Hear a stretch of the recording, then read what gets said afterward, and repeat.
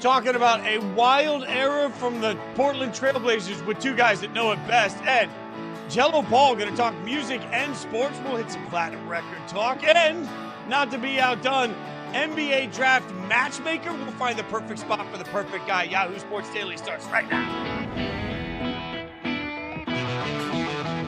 Good morning and welcome to Yahoo Sports Daily. Coley Harvey, I'm Jason Fitz for the next couple hours. We are packed. We got celeb guests galore. Coley, I don't know what it is. Like, maybe it's just you filling in. Like, you're bringing the magic special sauce. I'm just saying, all the celebs answering. Right? It's just when you thought you couldn't get more, we have them every day.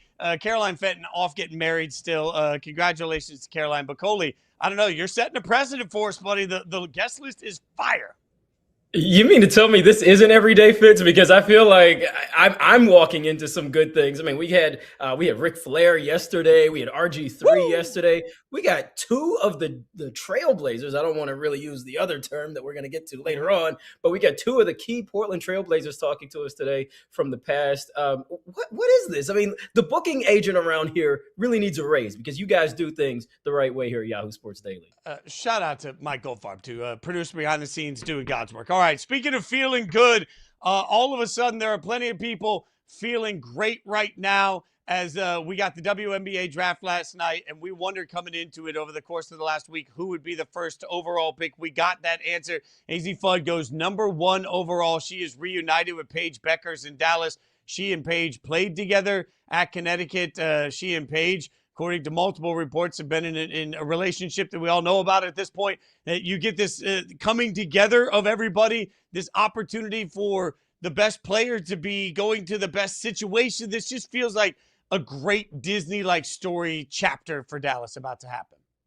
It really does. It actually feels like there is going to be a movie made if the Dallas Wings could actually do something of consequence down the line with these pieces. But yeah, this felt like the right decision. This felt like the right coming together of two stars who, as you said, have played together, have known each other for a really long time, played together at UConn for several years, including in that 2024-2025 season when UConn went and won the national championship. And these two, AZ Fudd and Paige Beckers, they combined for 34 points a game during that national championship season. So you're talking about two players who already know each other really well, know how to distribute to one another, also know how to clearly score and get points with each other on a team. So that's one of the things that when you talk about young players, rookies, and coming into a league, whether it's the WNBA or the NBA, how quickly can they actually get acclimated to the teammates around them, the situation around them regarding the city, the team structure, what have you, and even their family and friends and their relatives and their relations, the people who they're in relationships with. How quickly can they get acclimated to the place that they land? Well, this is a situation now where already AZ Fudd has a very simple and easy draw with Paige already being there. She has a familiarity with the city of Dallas in that sense and has a familiarity with what her other star teammate is going to be able to do. So is this going to give the Wings a chance to really resurrect themselves after having a really rough first season for Paige Beckers, who was, of course, hurt for part of the year? Who knows? I think certainly it makes the Wings a lot better. Does it make them a playoff contender in year one of this pairing? I'm not sure if we could say that, but I'm certainly excited to see what they possibly can do moving forward.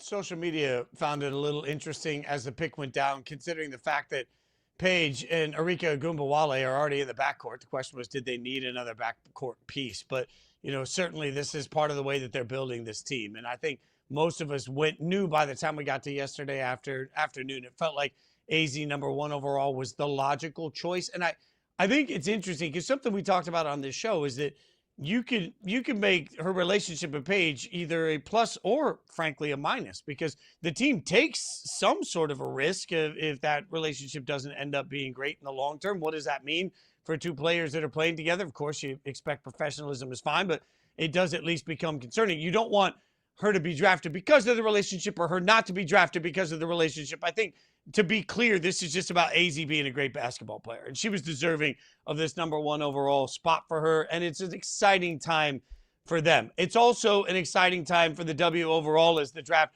gave us Olivia Miles going second to the Lynx. Awafam goes third to the Storm. Betts goes fourth to the Mystic. Which of those picks piqued your interest the most? I feel like it was actually Olivia Miles going number two. I mean, she clearly was one of the top players there in the NCAA tournament. And the fact that, of course, TCU didn't advance all the way to the big game. But still, this is a team that really challenged throughout the year. I was expecting her to go high. I was expecting her to go right here. I was really excited to see that one go down. What really intrigued me the most, though, throughout the first round, throughout I guess the entire draft, but specifically in the first round, was the fact that you had all these UCLA players going. You had 5 of the players in that national championship team who went in the first round, and then you had a 6th who went at number 18 overall at the start of round 2. So 6 players, including all of the starting 5 in that top 18 mix for UCLA. That just goes to show you, that these national champions were certainly deserving. They had the talent, they had the pieces to put it all together. Of course, Lauren Betts going right there at 4th overall. Those are the 2 things that really stood out to me the most behind the first overall pick. Yeah, I mean, 100%. The UCLA run was incredible. But also, I kept watching as Awafam was drafted. And I think it's become one of the more interesting things to me in this year's draft. There was a lot of international representation. In fact, I had no idea. I've worked with Holly Rowe before. I had no idea she spoke French fluently. She was talking to one prospect after she was drafted in French. I sat there and thought, okay, that's a flex, Holly. But, for me, when you start talking about some of these international players, I'm curious how the league can start to tell their stories and market them pre-draft in a better way. Because one thing that makes the NFL draft virtually unstoppable is that college football is a feeding ground into it. So by the time somebody gets drafted in the NFL draft, we've already heard of Fernando Mendoza over and over and over again. In fact, I remember when I was working at a Sports Center and Snapchat, Luka Doncic was playing professionally, internationally. We started doing Luka Rip after Luka Rip because we were sitting here. We knew he was going to be drafted. So we looked at it like as an opportunity to tell the whole world the story of this player before he comes to the NBA. I was, I guess, shook last night watching it, just watching somebody like Awa that clearly at some points were considered possibly the first overall pick, ends up going 3rd overall in this draft. And to have so little knowledge of what her game looks like. Now, part of that's on me. I've got to look it up. I've got to find it. That's my job as a host, right? I get that. But for the casual audience that's watching the draft, it's the opportunity to fall in love with players. The draft works at its best when you just have this hype and this vibe and this feel and you have this recognition and you can immediately get excited about a player coming to a franchise. That's part of what the draft offers, is the drug of hope. So to me, Coley, what's interesting here is that there's certainly hope for a player that's I mean, huge. 6'4", just absolutely looks like a monster in the highlights we've seen, but so little just knowledge working in that just led to less hype than I want to see. That the W's got to find a way, with the rise in international women coming into the league, they've got to find a way to tell these stories going into the draft so that we're more in love with players on the night that they're selected. I think that's kind of the next phase of what can happen for the WNBA, is the fact that we will be able to learn a little bit more about some of these international players. And I think about what the NCAA tournament presents, and that's whether it's the men's tournament or the women's tournament, that's the moment where you do get a chance to see, okay, who are the stars? Who are the breakthrough pieces who are most likely going to go on to the next level and compete at the highest level and compete the best? And the fact that we don't get that, even to your broader point, we don't even get that on the men's side either, and haven't for a very long time. So kudos to you all for identifying that Luka Doncic was doing something unique and wanting to give some spotlight to that. But I do believe that it is on the WNBA at this point to, like you said, to kind of grow the game more globally that way, so that fans are a little more engaged with some of the international players when we get to this stage. Some of what will happen, I think, to allow that is the CBA. I think that a lot of what the WNBA and the Players Association have done to expand opportunities, to expand resources for players who are currently in the league, I think that will have a ripple effect on putting a brighter spotlight on women's basketball as a whole, but also even women's college basketball here in the States. So I think that at the end of the day, it's going to be a net win for all basketball fans. Are going to be a little more engaged. They're going to know who's who a little bit better. I hope that is indeed going to be the case for you, Fitz. So the other spotlight came in the form of Kathy Engelbert, WNBA commissioner. There's been plenty of questions. Remember, Adam Silver was asked about Kathy Engelbert's status as WNBA commissioner a couple of weeks ago, didn't really give a solid answer on it. She was asked how long she wants to keep doing this now that the CBA has been completed. And her answer came back. Part of her quote was, "I wonder if you'd ask that of a man."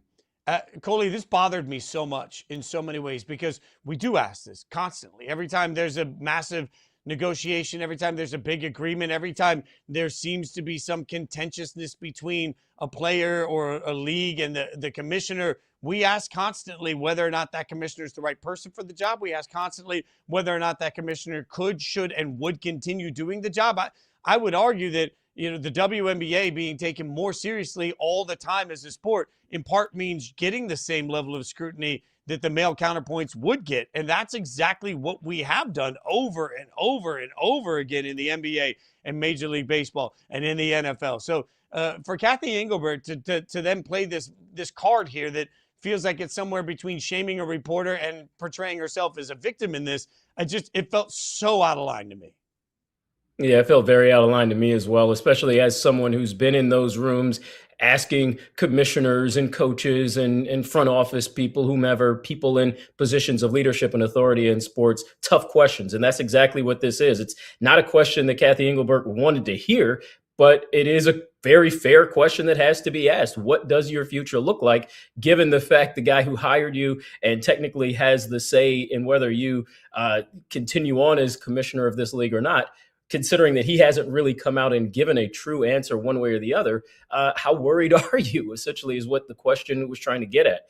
Again, I know that Kathy Engelbert didn't want to hear that, but a very fair question from the reporter. And I really like the fact that when Engelbert asked that rhetorical question, "You wouldn't ask that of a man, would you?" The reporter chimed right back in, "Yes, I would."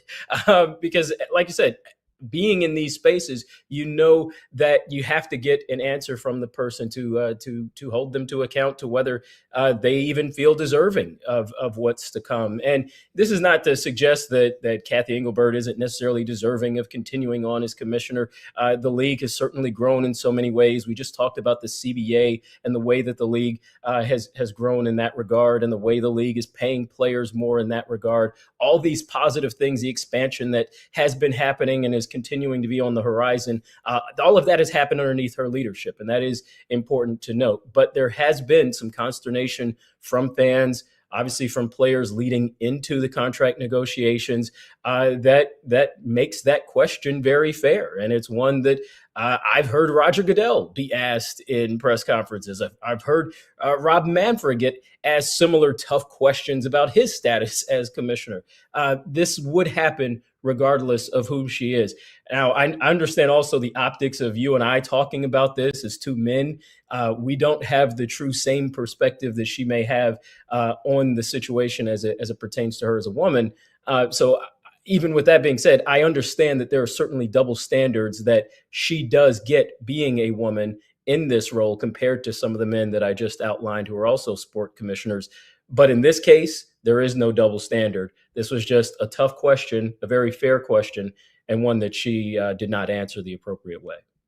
And I think that the hardest part of that is that, to your point, this question didn't just come from Kathy Engelbert's actions. This also came from the statements made by WNBA players. Remember, Nafisa Collier last October, in part, her quote said the WNBA leadership is, quote, the worst in the world. And when Nneka Ogwumike was asked if she agreed with her, she said, quote, my initial thoughts were, I agree, and I'm proud to be part of this union with players like Fee who display their leadership. Multiple players came out and backed up a star in the league, calling the leadership they were negotiating against the worst in the world. When people put that out when you're going into negotiations, and we ask hard questions coming out of those negotiations, that's fair. We asked Nneka. I've asked Nneka in interviews. I've asked her how she feels about Kathy Engelbert. And her answer to me was she's the commissioner of the WNBA. Like that's all I got out of that. So To me, this isn't about trying to have a gotcha moment against Kathy Engelbert. This isn't about Kathy Engelbert's gender. This is about a negotiation that was wildly public, incredibly contentious, where players came out and had plenty to say about the commissioner of the WNBA. And then instead of acknowledging that and being real in that moment, she turned it into a reporter in a world where we're as anti-media as ever. Turning it into a reporter not doing their job properly is a shame on you moment for Kathy Engelbert. Plenty more to break down in the W, but we got to get to the NBA because the NBA draft is almost here. The lottery is going to be there, and there are some saviors in this draft. We'll match the savior with the team that needs to be saved.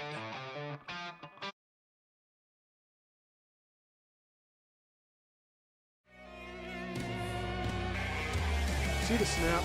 Jerome to throw, and that's caught. Damon Street goes up and gets it, and it'll be first and goal for New Mexico. Damon Street's having a day. First and goal. Johnson on the keeper, and he'll throw it up, and Jefferson's got it. Touchdown, New Mexico. How do you like that?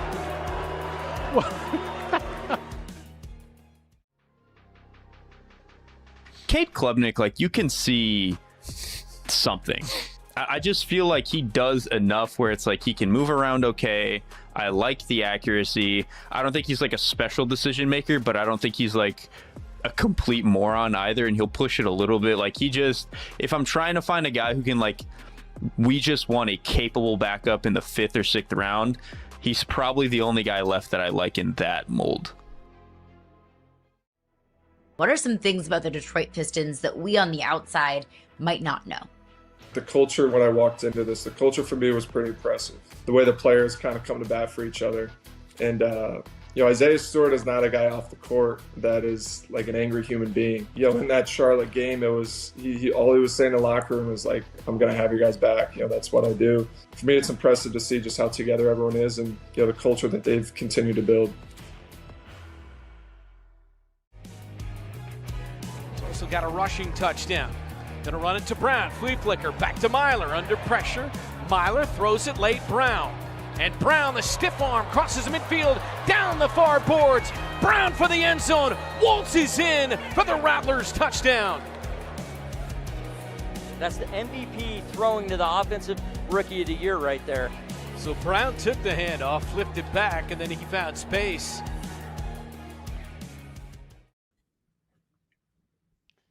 It's the first season in NBA history with 8 teams with 55 or more losses. Just jarring, and it's a statement about whether or not there are that many bad teams or that many teams hell-bent on tanking. I probably yes to both of those. I will again remind the entire world, though, Coley, I've said this, I'll soapbox this briefly. There have been double-digit teams in the NFL that have had double-digit losses for double-digit consecutive years. Like a third of the NFL is terrible, but I get it. Nobody wants to talk about that. We're talking about the NBA here. So you have 8 teams at this point that lost 55 or more games. So we're going to play matchmaker. We're going to take top prospects, and we're going to figure out which team could work here in a second. But first, do we really think that landing the number one spot can really turn these teams from bad to good? Oh, no. I think the knee-jerk reaction is that, yes, in theory, they should, because the player is that good. The player was that good in college. He should be the savior and turn this program around, turn this team around right away. But the actual reality is that, no, it never really happens. It's very, very, very seldom where you will see one player turn a franchise immediately. It takes time. I mean, even the greats, it took them time. It took Jordan time to actually turn the Bulls into a true contender. It took Kobe a couple of years before all of a sudden the Lakers were that dynasty that they became in the years that he was there. This isn't a case where the flip is going to be switched and with one player overnight, things are going to change. I want to point out another number in addition to those 8 teams with 55 or more losses. There were 11 teams that didn't even match 40 wins this year. So there were even 3 other teams that also weren't very good. They might have been a little bit better than maybe some of those teams that were in the very, very back, but still they weren't good either. I look at this lottery situation, which is going to be absolutely bananas. Obviously, there's the Clippers scenario, that drama in terms of what's going on with the investigation that's pending with them and how many draft picks they might lose or could lose or whatever the case may be with them. That also could impact what happens with the lottery. But at the end of the day, there is one team in the mix that I could say that if they get one draft pick, they actually first round draft pick, they actually could benefit from that. And that's the Indiana Pacers. You know, they did so horribly this past year, but the main reason is because their big star, Tyrese Halliburton, of course, lost all of this season because of the ACL injury that he suffered in the playoffs last year. Pascal Siakam, who you see on your screen, did have a decent enough season for this team. But if they get one more piece to pair Siakam with Halliburton, all of a sudden the Pacers are back in the finals potentially and could be making noise. So they may be the very one team in this scenario that's just one piece away from potentially making noise and really flipping the script on what they did this past year. My heart broke yesterday for Halliburton as he talked about the shingles he's been battling and the weight gain and, you know, the nicknames that he's been getting on social media. Like it is wild when you think about what these guys go through. And it's something that Tatum was really honest with us when he came on Yahoo Sports Daily a few months ago. And he talked about just the mental drain of not being able to play basketball and how hard it is to be away from the court and how hard the rehab process is and how it's really challenged his mental health over and over and over again. I kept thinking about that as I watched Tyrese Halliburton talk yesterday openly about, you know, the shingles and the medication causing him to gain weight and then being nicknamed Tyrese Halliburger all over social media because everybody's making fun of the fact that he's gotten fluffy.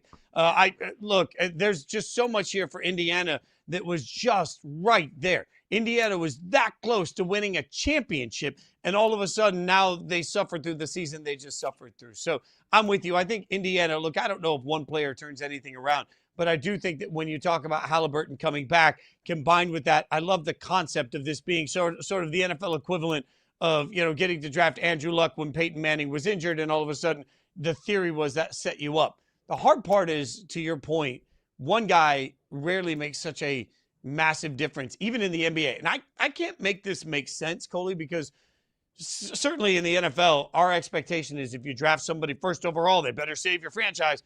Well, the NBA has much smaller rosters, and you would think drafting somebody first overall means immediate change is coming. But just look at Cooper Flagg, who's had an absolutely remarkable season, and the Mavericks still suck. You know, if you look at it on the whole, it's never one guy. Wemby, certainly being first overall pick, looked like that was going to be absolute can't miss. And as a result, San Antonio's gotten much better. Maybe that works out for him. But like Paolo Banchero was the first overall pick, and that got the Magic to the play-in, right? Like Zion, first overall pick. DeAndre, first overall pick. Markelle Fultz, first overall pick. Like keep going up and down the list. For every Anthony Edwards that does immediately make his team better, for a Cade Cunningham that's obviously a huge part of making his team better, it feels like there's 5 guys for every one that works out that just doesn't turn out to make a massive difference, which is the danger in all these teams trying to suck so they can get the first overall pick. So it gets wild to me. I'm with you. Indiana is a place that could absolutely get better right away. I also think that a guy like A.J. Dybantsa, who could go to Indiana and make a massive difference, I'd love to see a guy like A.J. Dybantsa in Utah. If you think about it, he's playing his college ball at BYU. He decided on BYU in part because he wanted no distractions. If he decides that no distractions is the right way to live, maybe Utah's the right place. Then you get the BYU to Utah sort of jump there. I think you'd have to have some sort of like places like Utah aren't necessarily destinations for everybody to want to play because of the nightlife and all these things. But it's a beautiful city. It's a beautiful spot. And AJ's obviously comfortable with the lifestyle. AJ Dybantsa to Utah. What do you think? Am I on something? No, I think you're spot on. I think that could certainly work. I'm not going to pick that if I had to pick a landing spot for A.J. Dybantsa. I actually think, well, I'd love to see him in Indiana because I think that would really be the piece that all of a sudden the Pacers are way more legit. And yeah, next year, Pistons, Pacers, that could really be what the East is. Celtics, of course, also in that mix. But no, I would say Wizards. That would be the place that I'd like to see AJ Dybantsa go. I think that's a little more of a reality fit right there. I can't really see the Pacers getting the top spot in the lottery. I mean, I feel like then you're going to have people thinking the NBA is rigged. There's something if that were to happen. The Wizards are a little more deserving because of their recent track record, their history, and of course they had a very rough year as well this past year. Injuries were a big part of the reason why they scuffled so much. So if you can get a healthy Anthony Davis, if you can get a healthy Trae Young, Alex Sarr, of course, a rookie this past year, but he's got another year of growth in him. If you can get all those guys on the floor together with AJ Dybantsa, who, it can shoot from the wing, he's a high flyer, I feel like the Wizards might actually be a really good landing spot for him. Is this a playoff team now? I'm not saying that. I'm not even going to come close to that, but I certainly think they're maybe closer to a 40-win team than they were this past year. Coley's got jokes this morning. Healthy AD. That's it. You got funnies this morning. All right, let's keep it going. What about Darren Peterson? All right, Darren Peterson, hot prospect. Where do you think Darren Peterson could land that for you could turn around a just miserable, yucky team or be a great story? Yeah, I like the way that you put that, turn around the team, because I think that is exactly what Darren Peterson is. He is that piece that can be a superstar for somebody that's going through a renovation project, so to speak. And maybe it's because we were just talking about them yesterday, but I think the Bucks are a landing spot in that regard, because the Bucks are basically, it seems like they're signaling they're about to strip this whole thing down to the studs and they're going to rebuild right there. That's another place where maybe there's a little more going on in Milwaukee than there is in Salt Lake City, but by comparison to other NBA cities, it is definitely a place where you can be a little more low key and subdued. And that could be a good place for someone who could grow into a superstar role like it appears Darren Peterson could. I mean, he's such an aggressive player on the offensive end. Defensively, I mean, he's a bully on the defensive end as well. And it just feels like whoever is the head coach that has the right system, that kind of uses that defense to really generate what happens on the offensive end, I think that's really the good landing place for him. I don't know who the next head coach of the Bucks is going to be, so maybe the Bucks don't make sense in that regard. But I feel as if he is the piece that you would like to have in a reclamation project, a project that, again, like we just mentioned, is not going to take 1 year. It's going to take 3, maybe even 4 years down the line before you start to see that franchise turn into something. And I think that Milwaukee could be, right now at least, a really good place for him to go. I love the concept of replacing Giannis, whose effort will never be questioned, with somebody whose effort has been repeatedly questioned. That's why I send Darren Peterson to Sacramento. I send him to Sacramento because if you go to Sacramento, nobody pays attention. So then, you know what? One or two things happens to Darren Peterson. He goes to Sacramento and everything gets right, and all of a sudden he's the beast that we all know he can be. The questions about his give a damn every night are immediately eliminated because he goes on a run and Sacramento starts building something and it's great. Or he's the same Darren Peterson, but it's not the platform of Kansas, and instead we watch it in Sacramento where we don't pay as much attention and nobody cares. All right, how about this one? Boozer. Where do we want Booz to end up? Where can he fix something? Yeah, I as we talk about Boozer, I think about his father, and I feel like it's kind of hard not to think about Carlos Boozer when you're talking about Cam Boozer.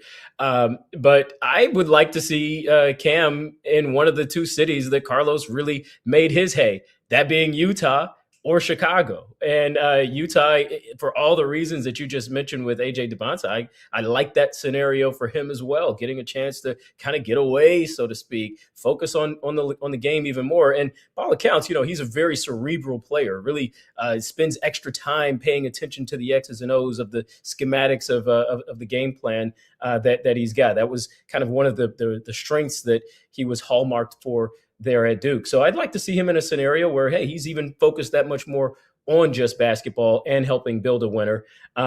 If not Utah in that regard, I like Chicago that way because Chicago has already signaled that they're kind of in a little bit of a rebuild. It's more of the front office rebuild, but they're going through a little rebuild.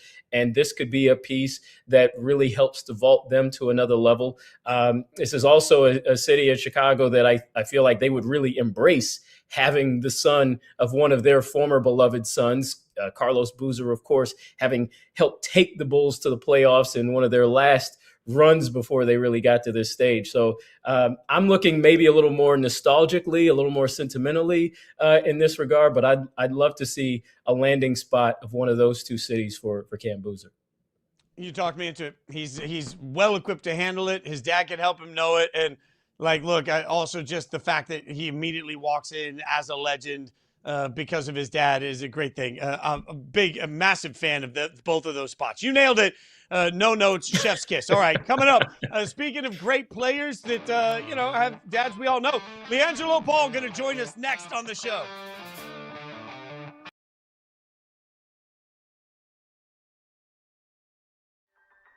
If you're a team that needs a left tackle, would you be concerned that this seemingly is a right tackle draft?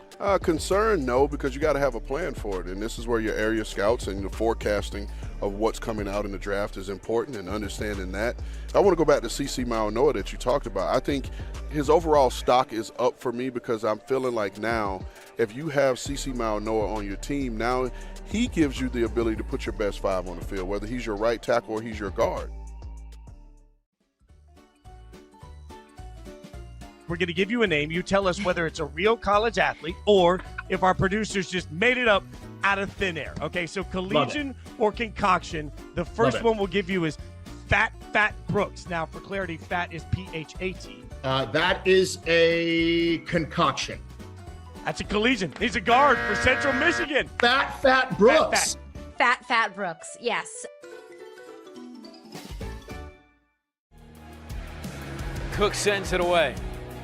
Josiah King takes it deep in his own end zone. King across the 10. King across midfield, beats Cook, and King gonna dance into the end zone. Touchdown. Playing Russian roulette there. I mean, how many times are you gonna just kick right to him? Look at that, who wants to run in front of that? That's 5'11", 220 pounds, and all thighs. I mean, no one's gonna try to go low on him. Who is your first player to team fit that you absolutely love? Kenyon Sadiq, the tight end of Oregon, to the Chiefs. And this was basically a post-combine reaction, basically Vernon Davis style numbers athletically. And so I think it was validating to see kind of him put those numbers up athletically, his speed, explosion, change of direction. He feels like a player that is not going to drop very far in this draft, especially in a draft where there aren't a ton of blue chip players. His last name is Ball, but he can rap too. The one, the only Liangelo Ball. You see it right there. Hey, out now. Video out. All of it out. Joining us on behalf of Twix. We will get to some of the fun with Twix coming up with that in a second. But Liangelo, let's talk about this a little bit. Like, what was it like for you? Okay, because music videos, all right? Everybody thinks that making a video is this great, fun experience. They're long days that just drained. Like, what was it like for you seeing this vision come together of making your video? Yeah, like you said, it took all day for sure, but it was fun though, cause I had the family with me. Like this single is more like how it just like represents how me and my brothers grew up. Like the video got three young kids hooping all throughout the video. I had my son there, my brothers, and it was in my family gym, so it was just a family setting. So it was fun still. But it was long, like you said. So it's interesting to me because anytime you do something different than what people know you for at first, they can be a little resistant, right? Like I went from music to sports. You went from being a basketball player to now being an artist. Was there a moment there where you felt like you had to prove yourself to everybody in music?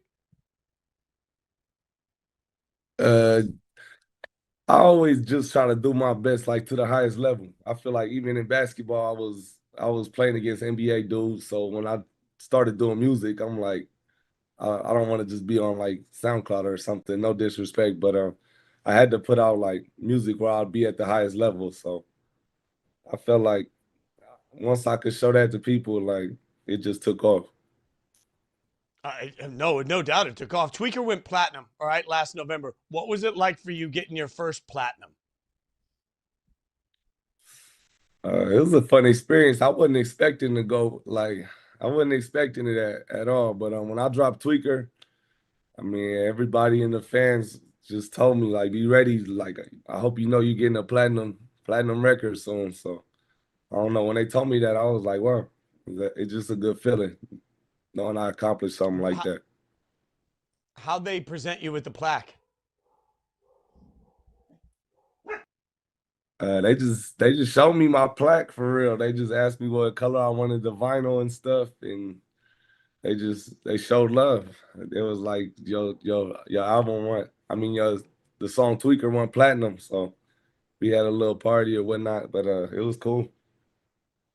Yeah, no, it's amazing though. Like I was talking before you came on, and it's funny. You think your whole life about these moments, right? Like, but when you actually live them, it's a little surreal. Have you had a moment yet in music? Because you've obviously made it in so many ways in life. But have you had a moment yet where you've just stood around and said, "Yeah, this is it. Like, I made it. I am where I thought I would be. I have accomplished it." Yeah, I went on a tour like at the end of last year, and it was just. I say, like, I had a couple people faint at a couple of my shows. Just, I feel like the energy and the aura was a little different. Just being able to do that for a large amount of people, like, it was a different feeling, but it kind of let me know, like, this is what I do now. So I just took off from there. Bigger rush, playing against NBA guys with everybody, all eyes on the family, right? Or playing your songs in front of a crowd. Oh, I don't know. That's tough. You said a bigger rush. I'll say putting on a show, probably. Just because it's more live, like, it's more people involved screaming, and it's just me. Like, it's not a team sport. So whatever I do out there is all on me and my back. So it's just like, I keep that in mind, too. So the bigger rush would be for music and putting on a show in front of everybody. You got to work with Lil Wayne on Tweaker, which is amazing. Glorilla on Can You Please. Is there somebody out there that you're looking at now that you're like, I can't wait to work with this person?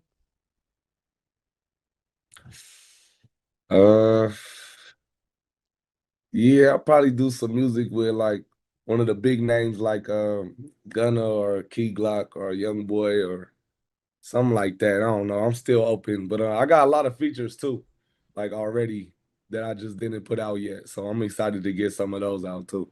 I got some big names in there.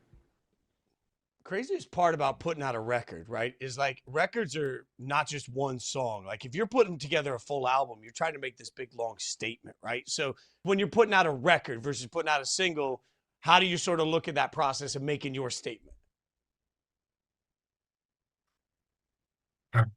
Usually when I'm making singles, like it's a natural feeling, like, or something that I've dealt with in life that helps me make the song. So it's like I'm not going in predetermined how I'm sounding. A lot of this stuff is freestyle too, so really just go in there with an open mind, and then it just kind of comes out for real. I don't really plan this stuff like this.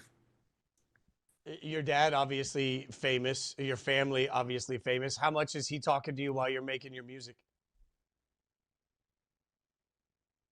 I talk to my pops like every other day for real, like just about life though, like not really just music. He don't talk to me about music really. I do all that on my own, but he'd be like, "Oh, I heard your new song, man. That stuff is nice." He was like, "I like that." But other than that, he's not really giving like tips on like the music part. But I talk to him all the time about my brothers or like basketball or something. So who's giving who more feedback? Are you talking to your brothers more about basketball, or are they talking to you more about music?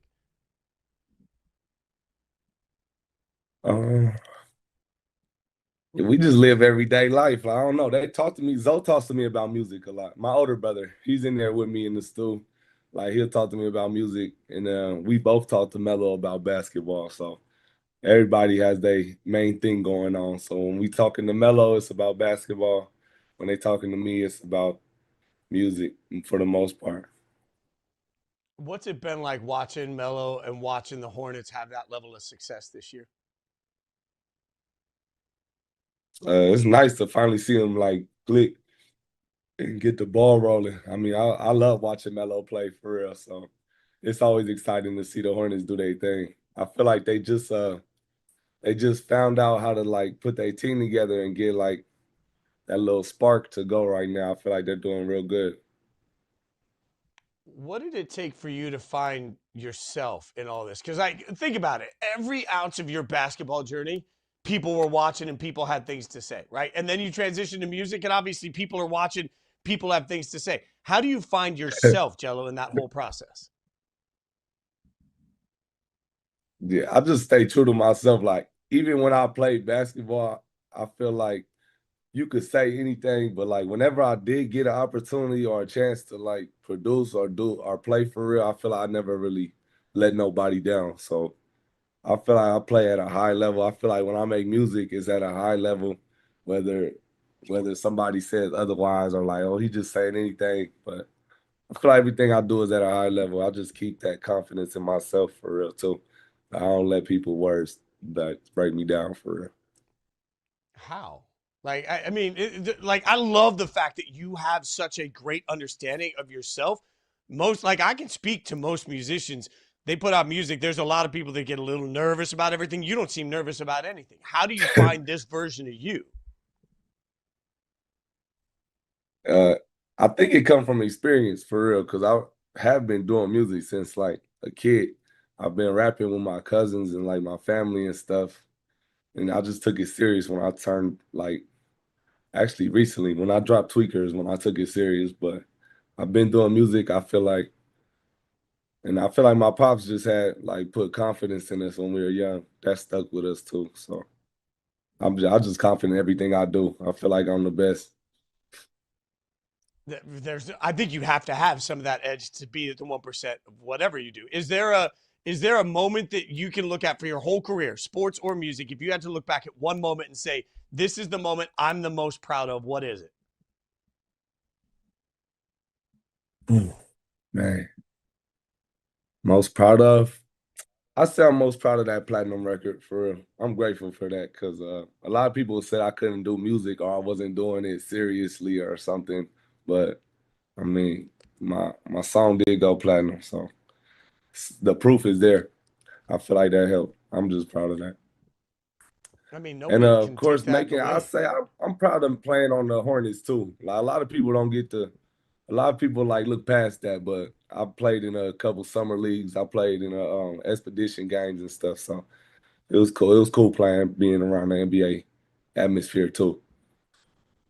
Do you miss the NBA? Yeah, I always miss hooping. Like, I still hoop for fun, like with my brothers and NBA guys and stuff. So just to keep my game ready. So if they ever wanted me to play, I'm there. Who have any of the other NBA guys that you've ever played with reached out now and tried to get a feature? Now that you got platinum, right? Like, everybody wants to hop on that. You got anybody else that's in the league that's trying to get on a little bit of Gelo's level? It's a couple dudes in the league that rap that I'll probably hit up down the line, like Miles Bridges or like Brandon Ingram or something like that. Like, I don't know. It's open. I'm open to it. But yeah, people be hitting me up trying to make music now for sure.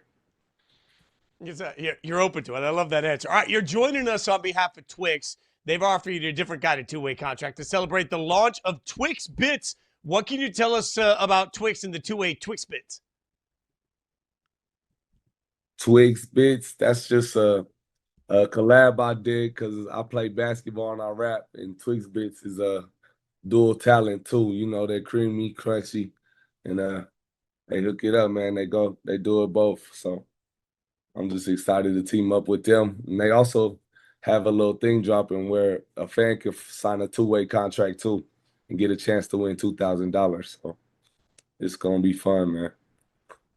You think more fans hit you up to try and get on your music side now, or more fans hit you up? Like, think about it. Every fan thinks they can play basketball. Everybody that's ever played in a YMCA thinks they can play basketball.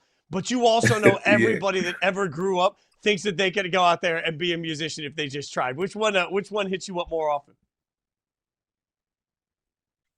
A lot of people think they could beat me in basketball until they really see me play or get out there with me, and it's real different. So I still say that's a little upper hand for me. Like, a lot of people don't know I'm that cold, but I'm like that in hoops. I mean, nobody really asked me about rap battles. But. I mean, you got the hardware to show you're like that too in the music side. I'm just saying that hardware never goes away, man. Congratulations. And I love watching guys thrive and see, like, there's nothing better than getting the platinums. Like, it's just congratulations. Soak it in. It means something. Let it mean something, brother. Thanks so much for hanging out. I'm going to go get some Twix Bits now. They sound delightful. But, Liangelo, appreciate your time, Gelo. Yeah, thanks for hanging out. Man. Appreciate you too, bro. Appreciate it. Coming up, have the Jags already blown this year's draft because of that man? We'll tell you about it.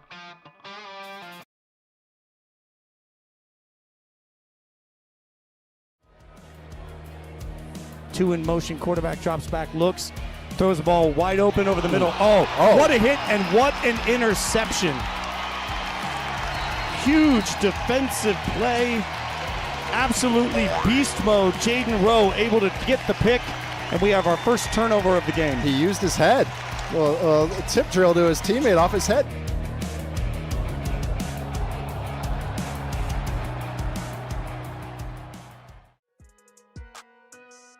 If all of this can be electronically called in split seconds, why even have a human back there? I don't think we get to a point where no humans are officiating the game out there at all, because someone has to give the immediate signal right away so everybody can see it. Now, technology is an amazing thing. Things continue to improve day in and day out and get better and faster and quicker. So I'll never say never, but it's going to be a while before I think that happens. I was super proud of Gable's fight. I think that Gable really showed tonight that he is going to be great. There's several questions that we got answered. What is he going to do when he gets hit? That was the big one. Everybody's asking it. All the coaches are looking at it. Gable took a spinning heel kick to the jaw and went like this. Nothing. No, he didn't get out of the process. As a matter of fact, he went right back in that guy's face. So that answers a huge question. Also takes away another avenue to victory that all his future opponents will be looking at. You just finished a massive tour visiting 20 different countries across Africa. What inspired you to do it? As a kid, I always loved to travel, and as a kid, I wasn't able to travel. And I was always just deeply involved in culture. I kind of realized that back in history class. I was just like, what? Huh? You know what? Huh?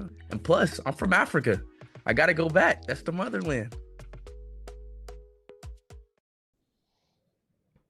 So you're saying there's a chance. Oh, I want to know so much about this Dumb and Dumber Photoshop. Number one, why does Coley still look cool? Even in the orange suit, Coley looks cool. And I look like I'm working through something indigestion-wise. Like, I've got this, like, angst on my face.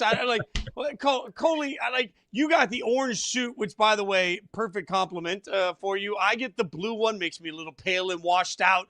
I don't know how I feel about any of this, Coley. You know what's wild is they actually showed us this picture earlier this morning before we came on. I had no clue that was me. I was like, who's that guy? Amazing. Oh, that's kind of cool. I had no clue it was supposed to be me.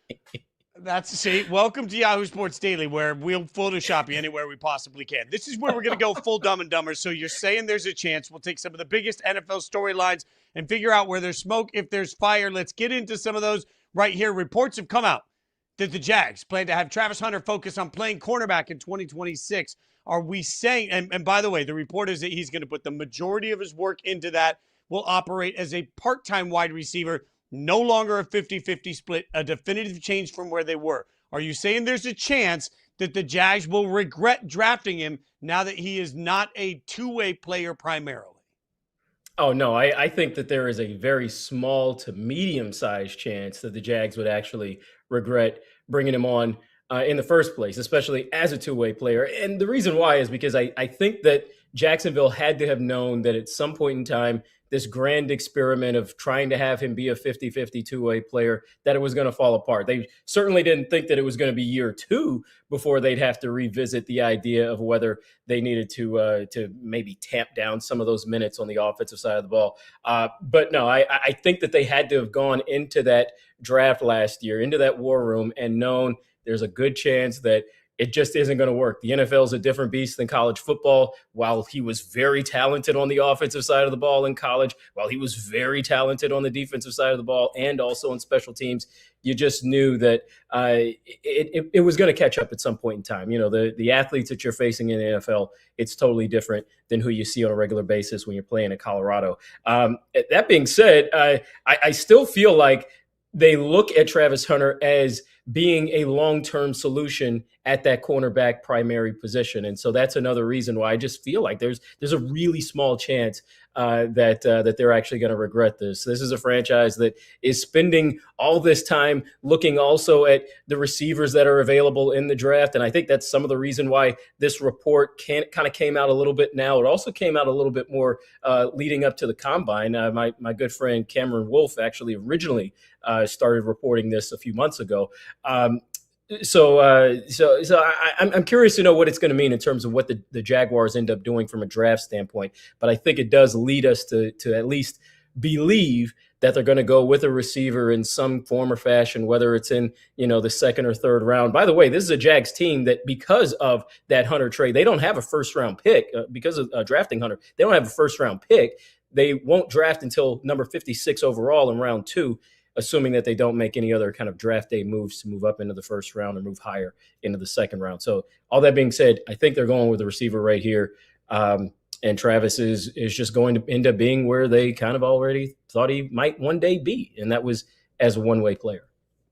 But that's why I think there's massive regret to what they gave up. Reminding everybody, they traded to get Travis Hunter. They sent the number 5 pick, a 2025 second round pick, a 2025 fourth round pick, and a 2026 first round pick to Cleveland. So they don't have how good does a corner have to be worth that level of a draft haul? Like, that is just where frankly it becomes so difficult when you start leveraging future picks to try and move up and get somebody. Then they don't just have to be good. They have to be spectacular. They have to be so transcendent that when you walk into the next year's draft, you swaggy walk into it and you're like, I don't care. I don't care that we don't have a first pick because we have Travis Hunter. I can tell you, not a single Jags fan should be doing that in Pittsburgh. Not a single Jags fan right now should be looking around saying, now I get it. The Jags were better than a lot of people expected last year. So maybe you're sitting around saying, we don't need it. We're fine.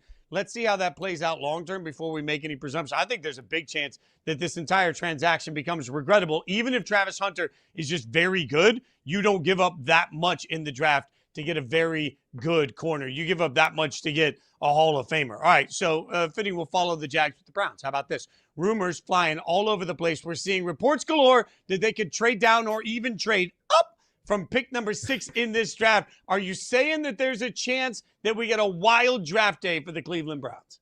Oh, absolutely. It's always a wild draft day for the Cleveland Browns. I mean, it feels like they are nonstop in this conversation of having a top 10 pick, and they're dealing it away. In fact, as I was thinking about what I was going to say here, I looked up what the Browns have done in previous drafts when they've had a top 10 pick. And I ended up stumbling upon an article from one of my old colleagues, Pat McManaman, who wrote back in 2017 about how in the previous 13 drafts, 6 times in those 13 drafts, the Browns traded up or down with a top 10 pick that they had. First of all, it's a problem that they've got 6 times that they're in the top 10 in drafting in that 13-year stretch. That leads to a whole different conversation about how this franchise is. That also leads to what we were reminded of yesterday when we were talking with RG3, who said, hey, 2 things about Cleveland. Cleveland itself as a city is wonderful. The people are great. The Browns franchise is dysfunctional. And that's the reason why I just have to believe that we're going to see some kind of draft day chaos, because simply this is who the Browns have been. Granted, this is a totally different GM structure, head coach structure, front office structure than we've seen, than we saw at those times in some of those years in the late 2010s and also even earlier than that. But that being said, this is still a franchise that has gone through some of these machinations. They traded down a number of years ago and still didn't get Julio Jones. They traded up and got Johnny Manziel, and we know how that all turned out for the franchise. So, there's a very high chance that there's going to be draft day chaos as it pertains to the Cleveland Browns. I'm going to go the opposite on this and say that the draft day for Cleveland is going to be quiet because, look, draft day last year for Cleveland was incredible. Like, the Browns did a great job in last year's draft. They did a nice job of allowing Jacksonville to be the team that came in and overpaid. They did a nice job of waiting and letting the board come to them where they needed it. They did a nice job of maximizing the picks they have. And now you factor that in with a couple of important things about this year's draft. Again, it's very top-heavy in talent. So I think in the top 10 to 12 picks, there's a lot of guys that can come in and make a big difference. I want to say that loudly. That also means that there's not going to be a ton of teams looking to move around. I think if you're Cleveland, you can't move too far down because you still want to get one of those players. And will anybody want to move too far up for one of these players? I just don't think so. And I think, as I've said repeatedly on this show, the Myles Garrett stuff is just all like, we need content. And so we just talk about Myles Garrett like it's going to happen. I don't think it's going to happen. So I think what we're going to get is kind of a relatively quiet draft night overall. I think Cleveland is actually, from the way they drafted last year, they deserve a lot of benefit of the doubt for being well run from a draft standpoint. Let's see if they can continue that. The whole reason they didn't make wholesale changes to the front office is you couldn't after the home run they had last year. Let's see if they can replicate that before I just presume that the Browns are going to do something stupid. Speaking of something stupid, more draft reporting. How about this? Diego Pavia, the Vanderbilt Commodore, making a visit to Carolina soon. Been linked to the Rams as well. Will Pavia go undrafted, or are we saying there's a chance Pavia gets drafted and here's his name called next weekend? I think that there's a very small chance that he gets drafted and he hears his name called. I think that Pavia is going to go undrafted. I don't think that's necessarily a bad thing. We have seen undrafted players go on to perform. We don't often see quarterbacks who are undrafted perform at a very high level in this league. But hey, again, we always point to Tom Brady being a 6th-round pick, and hey, he's the Hall of Famer or future Hall of Famer that he is. I think that there still has to be something said about the fact that Pavia was a winner in the SEC in a program that he wasn't supposed to be a winner with. You know, I think that we don't look enough into that when it comes to his draft profile, because we look at the measurables. Certainly his height at 5'10", he's a shorter quarterback in the NFL with these big offensive lines in front of you. That doesn't bode well. We haven't seen very many quarterbacks under 6 feet in recent years who have performed well. Russell Wilson is kind of the outlier, and that's, Wilson had a different game than Pavia certainly has. But it's the fact that he was a winner. His brashness kind of led to some of the victories that the Commodores actually had over the last few years. And I think that's the reason why there is a team that's going to look long and hard at him and say, hey, we might not feel like we've got enough to actually draft you, but we're definitely going to bring you in and see if you can be a backup in this league. And I think that he can still be a somewhat serviceable backup in this league. We see enough quarterbacks who've basically made careers out of just doing that. So maybe this is the quarterback of this draft class that has an opportunity to do that. That all being said, I did mention that I didn't see a very high chance of him going drafted. I just don't think that's the case because of the measurables, because of how absent of overall talent this quarterback class is. And it's not to say that the quarterbacks are all terrible quarterbacks. I'm not trying to say that. It's just we have seen better years of quarterback play in the draft, and there's just so many other positions of need that are going to go in those draftable rounds that I think that Pavia is not going to get that kind of look. But at the end of the day, yeah, if the Panthers are bringing him in for visits, if the Rams are, other teams certainly are keeping an eye on him. And knowing this league, he's not going to be without work at any point this coming year. I'd be pretty I guess there's a Dumb and Dumber chance, But again, I keep going back to Vandy listed him as 6 foot, which was cute until he got to the starting combine, and we found out he's 5'9" and 7/8, so he's almost 5'10". He's 5'9", 7/8", and weighed in at 207 pounds. So he's a little truck of a man at the quarterback position. I have a hard time. NFL quarterbacks shouldn't be my height. Just at the end of the day, NFL quarterbacks should not be my height. And so I get it. I understand that he's won a lot of football games, but I'm not sure at the end of the day that that's going to translate. Plus, I'm not sure the teams are going to fall in love. We loved his cockiness and brashness at the end of the year at Vandy to a certain extent, but the way the Heisman went down, I just think the way teams analyze all of this, Diego, I'm not sure. Right now, if I were a betting man, I'd bet the under on whether or not he actually gets drafted. He might find his way into a roster somewhere, but I don't love the possibility of it. Plenty of talk coming on the draft, by the way. Yahoo Sports will have you covered for all your first and second round draft needs. We'll be doing all sorts of live shows you don't want to miss. But in the meantime, we'll get back to the draft later. Coming up next, we got to get to some star power. Brad Williams going to join the show. We'll get his thoughts on a bunch of things coming up next.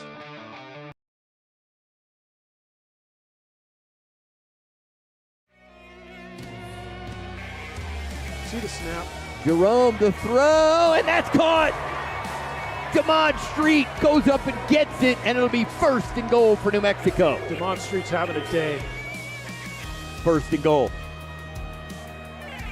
Johnson on the keeper, and he'll throw it up, and Jefferson's got it. Touchdown, New Mexico. How do you like that?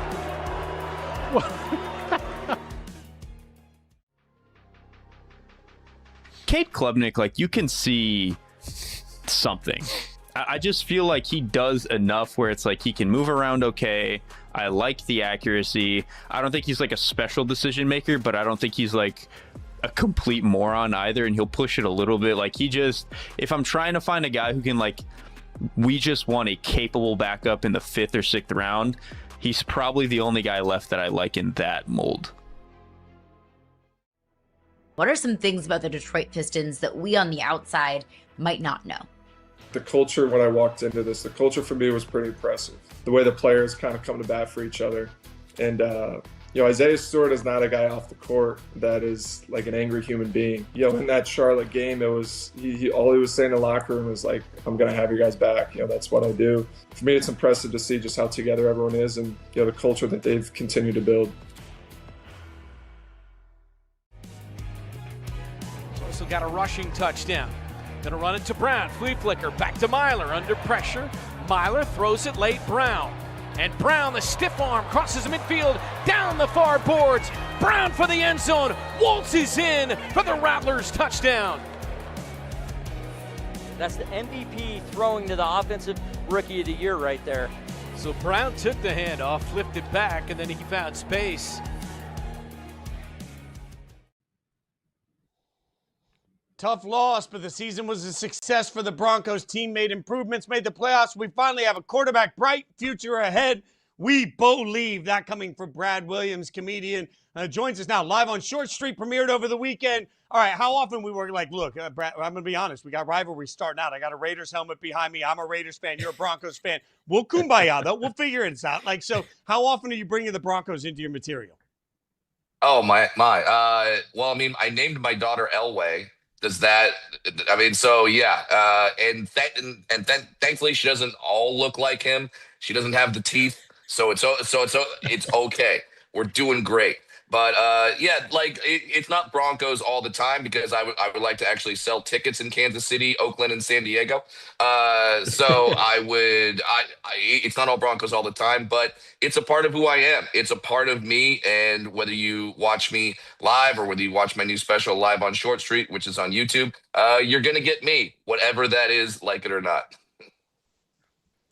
Brad, you mentioned your daughter being named Elway. Is there a chance that you might have another child who will be named Bo or Nix or some other combination of Broncos greatness? I was gonna go with Sammy Winder if I have another kid. Yeah. Like nice little deep cut. There's 2 people watching right now going, "Holy crap, a Sammy Winder reference." But yes. There are a list of Bronco names that we're probably going to go down if we have another kid. I'm a huge fan of Terrell Davis, but I don't know if I could have a son named Terrell and then not get weird looks on the street. I already get weird looks on the street. I already have to deal with coming onto a show where right before I come on, you guys are talking about a college quarterback who's 5'9", and you're like, too short at 5 foot. I'm sitting here at 4'4". Like, then what the heck am I if 5'9" is too short? Oh my God. Like 5'9" doesn't know my struggle. 5'9" has never walked into a shoe store and said, "Hey, bring me out every shoe that fits me." And the only shoe they bring out has lights blinking from it. 5'9" doesn't know. They don't know. Look, Brad, I am 5'9". I like shoes that light up, good sir. And most importantly, I would love it if you were the quarterback for the Broncos. I'd feel much better about my favorite team against your favorite team if you were the Broncos quarterback. So I've actually talked to Commissioner Roger Goodell about this. This is not BS. This is not a bit. This is a real thing. Last year, I was at the draft, and I got like a second and a half to talk with Roger Goodell. And I asked him about the tush push, but then I asked him about you remember the college coach Mike Leach, legendary coach Mike Leach, right? Yeah, Mike Leach, this is real, once proposed that teams have a dwarf on the team that they literally hand the ball to and then throw over the offensive line. That was a real thing that happened. So if you thought the tush push was controversial, let's go with the dwarf toss. Let's go with the dwarf toss play up the middle. And if you thought the Broncos needed some short yardage running backs, I'm the guy. Let's go. Do you want to be tossed? I mean, I got to ask this here. Do you want to be tossed? And somebody's going to be coming over trying to tackle you. Do you want to be thrown? Listen, if you're paying me Christian McCaffrey money, you could do just about anything you want. You can toss me. You can punt me. You could have a 13-year-old giant Andy Reid do the whole punt, pass, and kick with me. I don't care. Not the 13-year-old Andy Reid doing the punt, pass, and The kick. 13-year-old Andy Reid. We've all seen the video of 13-year-old Andy Reid in the punt, pass, and kick, looking like Andre the Giant. Like 13-year-old Andy Reid looks like you guys next to me. It's ridiculous. Massive individual, mountain of a man. Brad, live on Short Street. It's on your YouTube channel now, which all the people here who are watching us we're just dying, by the way, with all this humor. You can watch it at Brad Williams Comedy on YouTube. And I was laughing reading some of the comments underneath a couple of videos. One said, bro, I'm in psychology class and we're literally covering depression and my ass is sitting here silent, laughing in the back, trying not to crack up. How much have your loyal fans meant to you on this ride that you've been on? Oh, dude, it's everything. When I started doing comedy, I never thought I would get to this point. I thought if I was a national touring headliner, just doing clubs around the country, that'd be fine for me. But the fact that we're in a time where people are paying money to get their ticket, they get a babysitter, they get parking, they get dinner, like I don't take that lightly. So anyone that puts their entertainment in my tiny hands, that's a big responsibility, and I'm okay with it, and I take it very seriously. I'm just really thankful. I'm really thankful that people are coming out to see live shows, and you can watch my special on YouTube. There's nothing like it live. Live is a completely different animal. It's like going to see a sporting event. Like you feel the energy in the room, you feel the crowd where they're taking you. So yeah, the fans are everything to me.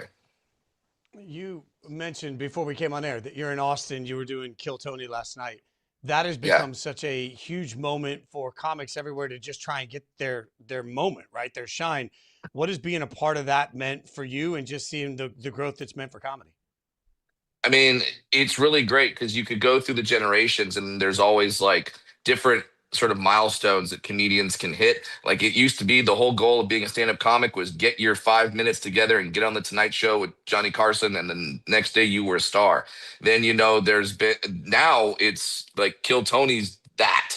Kill Tony is that where I was a judge last night, but there was plenty of people coming on there doing their 1 minute of stand-up comedy, trying to become a star, and it's worked for a lot of people. So I'm a big fan of any avenue that allows comedians to be seen and allows people to live out their dreams, because I'm living out mine, and let me tell you, it's awesome. It's a lot of fun. People ask me like, yeah, what would you do if you weren't a comic? I don't know, because nothing could compare to this. I was going to school. I'm a USC Trojan, fight on. I was going there and I was getting my communications degree. I was a year away from graduating, and then I dropped out to do stand-up comedy. I say communications degree to let people know when I dropped out, we didn't lose a cancer cure. Okay, it's not like I dropped out and we're like, oh no, what will we do without the great mind of Brad Williams in whatever field? So now I just tell people I'm a professional moron, and I totally advise this as a lifestyle and a job. Well, if you weren't a comedian, it seems like you'd be a professional sports fan, because you're not just a Broncos fan, but understand you're a Lakers fan as well. Yep. So curious to know your reaction. Yesterday, we heard that Luka Doncic is back from Spain after that hamstring procedure. What do you think? Do you think he might have a chance to play here in the first round or at some point here in these playoffs? This is what your fans come to get. They come to get the opinions on the Los Angeles Lakers from a 4'4" white guy from Orange County, California. Yes, I know what's happening in basketball more than the other guys. No, obviously, Luka is a generational talent. Thanks, Nico, and really do appreciate that. And if he's back, I don't know what they do in Spain. I don't know if they spun his blood in a centrifuge. I don't know if he ate some special paella. I'm not sure what they were doing, but if he can get on the court, that gives the Lakers a better chance to win. It is odd, though, if you look at like now I know Austin Reeves is out, probably not going to be back for the playoffs. But when you have like Austin Reeves, Luka, and LeBron on court at the same time, they're actually worse. So they need to I don't know what they have to do. Like, hey, we have the Luka lineup, we have the LeBron lineup. So I'm not sure what the Lakers are going to have to do, but I'm excited for them against the Rockets. I think that's a good matchup. I think that's a favorable matchup for the Lakers if Luka is healthy. But hamstrings, man, hamstrings make me nervous because as soon as you think it's good, it is not. And I feel like Luka came back really quick, but I'm hopeful, man. I'm excited. I think this NBA playoffs might be the most exciting ever because there's so much parity. Like you look all up and down the matchups and you're like, holy crap, there are great matchups at every level. I think Denver, San Antonio might be the matchup of the first round. Jokic against Wemby. Come on. All right, so I was watching Club Shay Shay, some highlights. I'm a big fan of you. Yeah. And I saw the eruption, let's say, between you and Peter Dinklage. We got drama, we got controversy. Is it real? Let's just start there. Because everything's a bit of a show. Do we really have rivalry with Dink? Yeah, 1,000%. This is not a bit. This is not a work. And by the way, I love that you called him Dink because I'm trying to get that nickname off the ground, and so far it's working. So yeah. The King Dwarves are feuding, and when I say kings, I mean he's on another level. Let's be honest. I am very jealous of Peter Dinklage's talent. He's an amazing actor. If they made a movie and called the Brad Williams story, it would probably be starring Peter Dinklage, which is just ridiculous to think about. But so for those of you who don't know the backstory, Peter Dinklage a few years ago was on the WTF podcast with Mark Maron and mentioned that the live action Snow White was coming out and about how he didn't want them to do the whole dwarf thing again in the live action Snow White. And I'm like, cool. That'd be great if they don't cast dwarves in Snow White if I had Game of Thrones money, Dink. But I don't have Game of Thrones money. I have a Hilton Garden Inn in downtown Austin, Texas money. That's what I have. So I would have loved to have been cast as a dwarf in the live action Snow White movie. Maybe send my girl to college, my little 6-year-old daughter. That would have been fun for me. And my whole thing with Dinklage is that he's saying that's offensive if dwarves play dwarves for some weird reason. And I would take him at his word. But then he was in a movie called Tiptoes, which is the most offensive movie to little people ever made. I don't know if you have seen this movie, heard about this movie. Tiptoes stars Gary Oldman as a dwarf. Did you hear what I said? Gary Oldman as a dwarf. Yeah, and if you're thinking that, they did some advanced CGI. No, it's literally shoes on the knees, tying the arms back, and that's the special effects that they have to make Gary Oldman a dwarf. And Dinklage is in that movie as well. So I'd say get off your high horse, but dwarfism, not that high. But the fact that he's saying, hey, dwarves can't play dwarves, but I was in the movie Tiptoes. It's streaming on Amazon. Go watch the worst, most offensive movie ever made about little people. Can I figured out a way to resolve this. I figured out a way to resolve this where you guys make historic amounts of money. All right, because I'm ever the capitalist. Okay, I'm just saying. Please tell me the name Jake Paul is involved. You're not that far off. You're not that far off. I'm just thinking WWE WrestleMania is this week. Give me Brad Williams versus Dink WrestleMania. Come on, can we make a battle happen in the ring between you two? Dude, me versus Dinklage in a waist-high steel cage. Let's go. Just whoever has to get out. Basically, you could surround the ring with those baby gates that you use to keep your toddler into it. in one part of the house. Let's just surround the ring with that.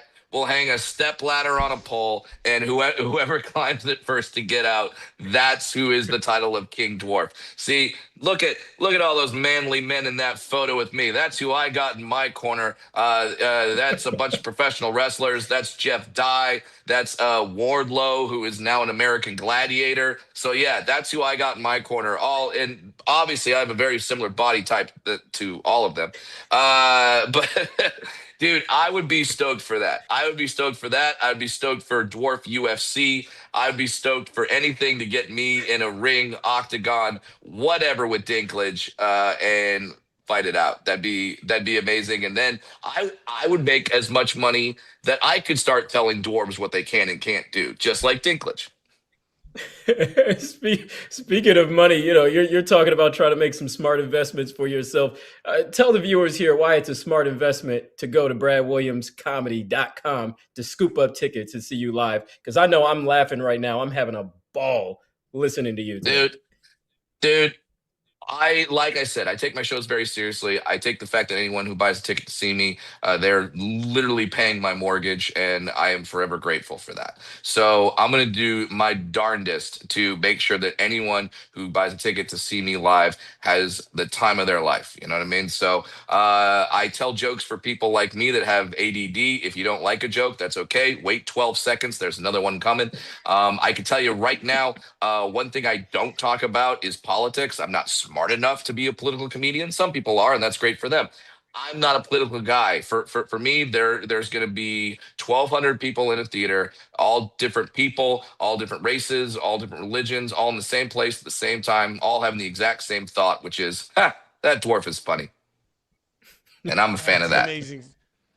This has been amazing, man. I'm a longtime fan of your work anyway, but getting to hang out with you has been a blast. Live on Short Street is on Brad's YouTube. Go check that out. I won't root for the Broncos, but when the Broncos play the Raiders this year, you should come back on and we'll trash talk each other a little bit. We'll find a bet for charity.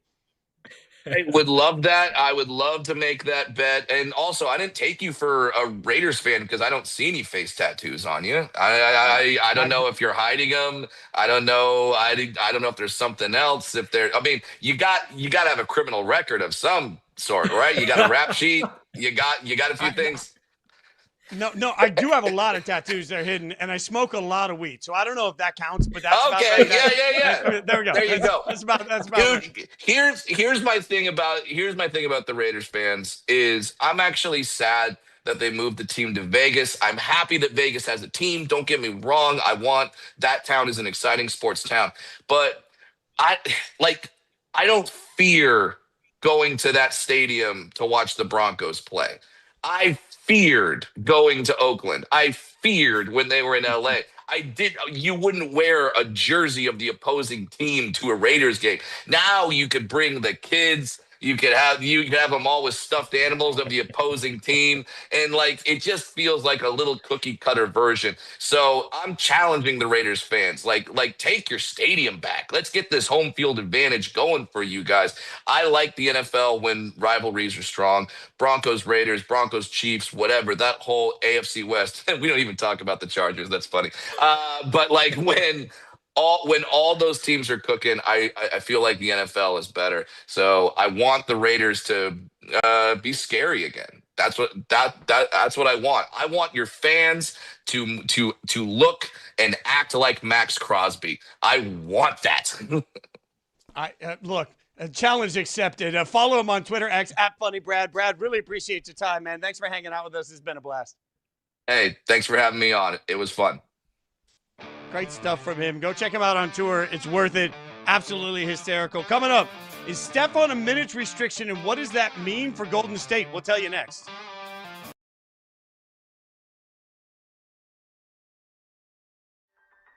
If you're a team that needs a left tackle, would you be concerned that this seemingly is a right tackle draft? Concern, no, because you got to have a plan for it. And this is where your area scouts and the forecasting of what's coming out in the draft is important, and understanding that. I want to go back to CeCe Mauanoa that you talked about. I think his overall stock is up for me because I'm feeling like now if you have CeCe Mauanoa on your team, now he gives you the ability to put your best five on the field, whether he's your right tackle or he's your guard.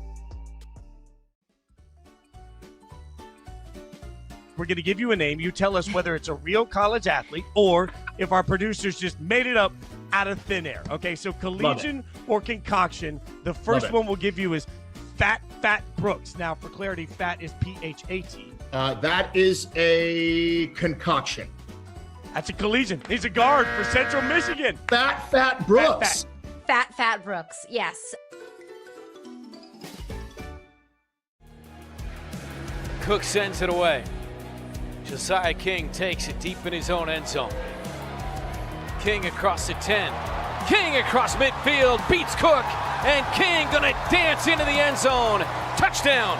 Playing Russian roulette there. I mean, how many times are you gonna just kick right to him? Look at that, who wants to run in front of that? That's 5'11", 220 pounds, and all thighs. I mean, no one's gonna try to go low on him.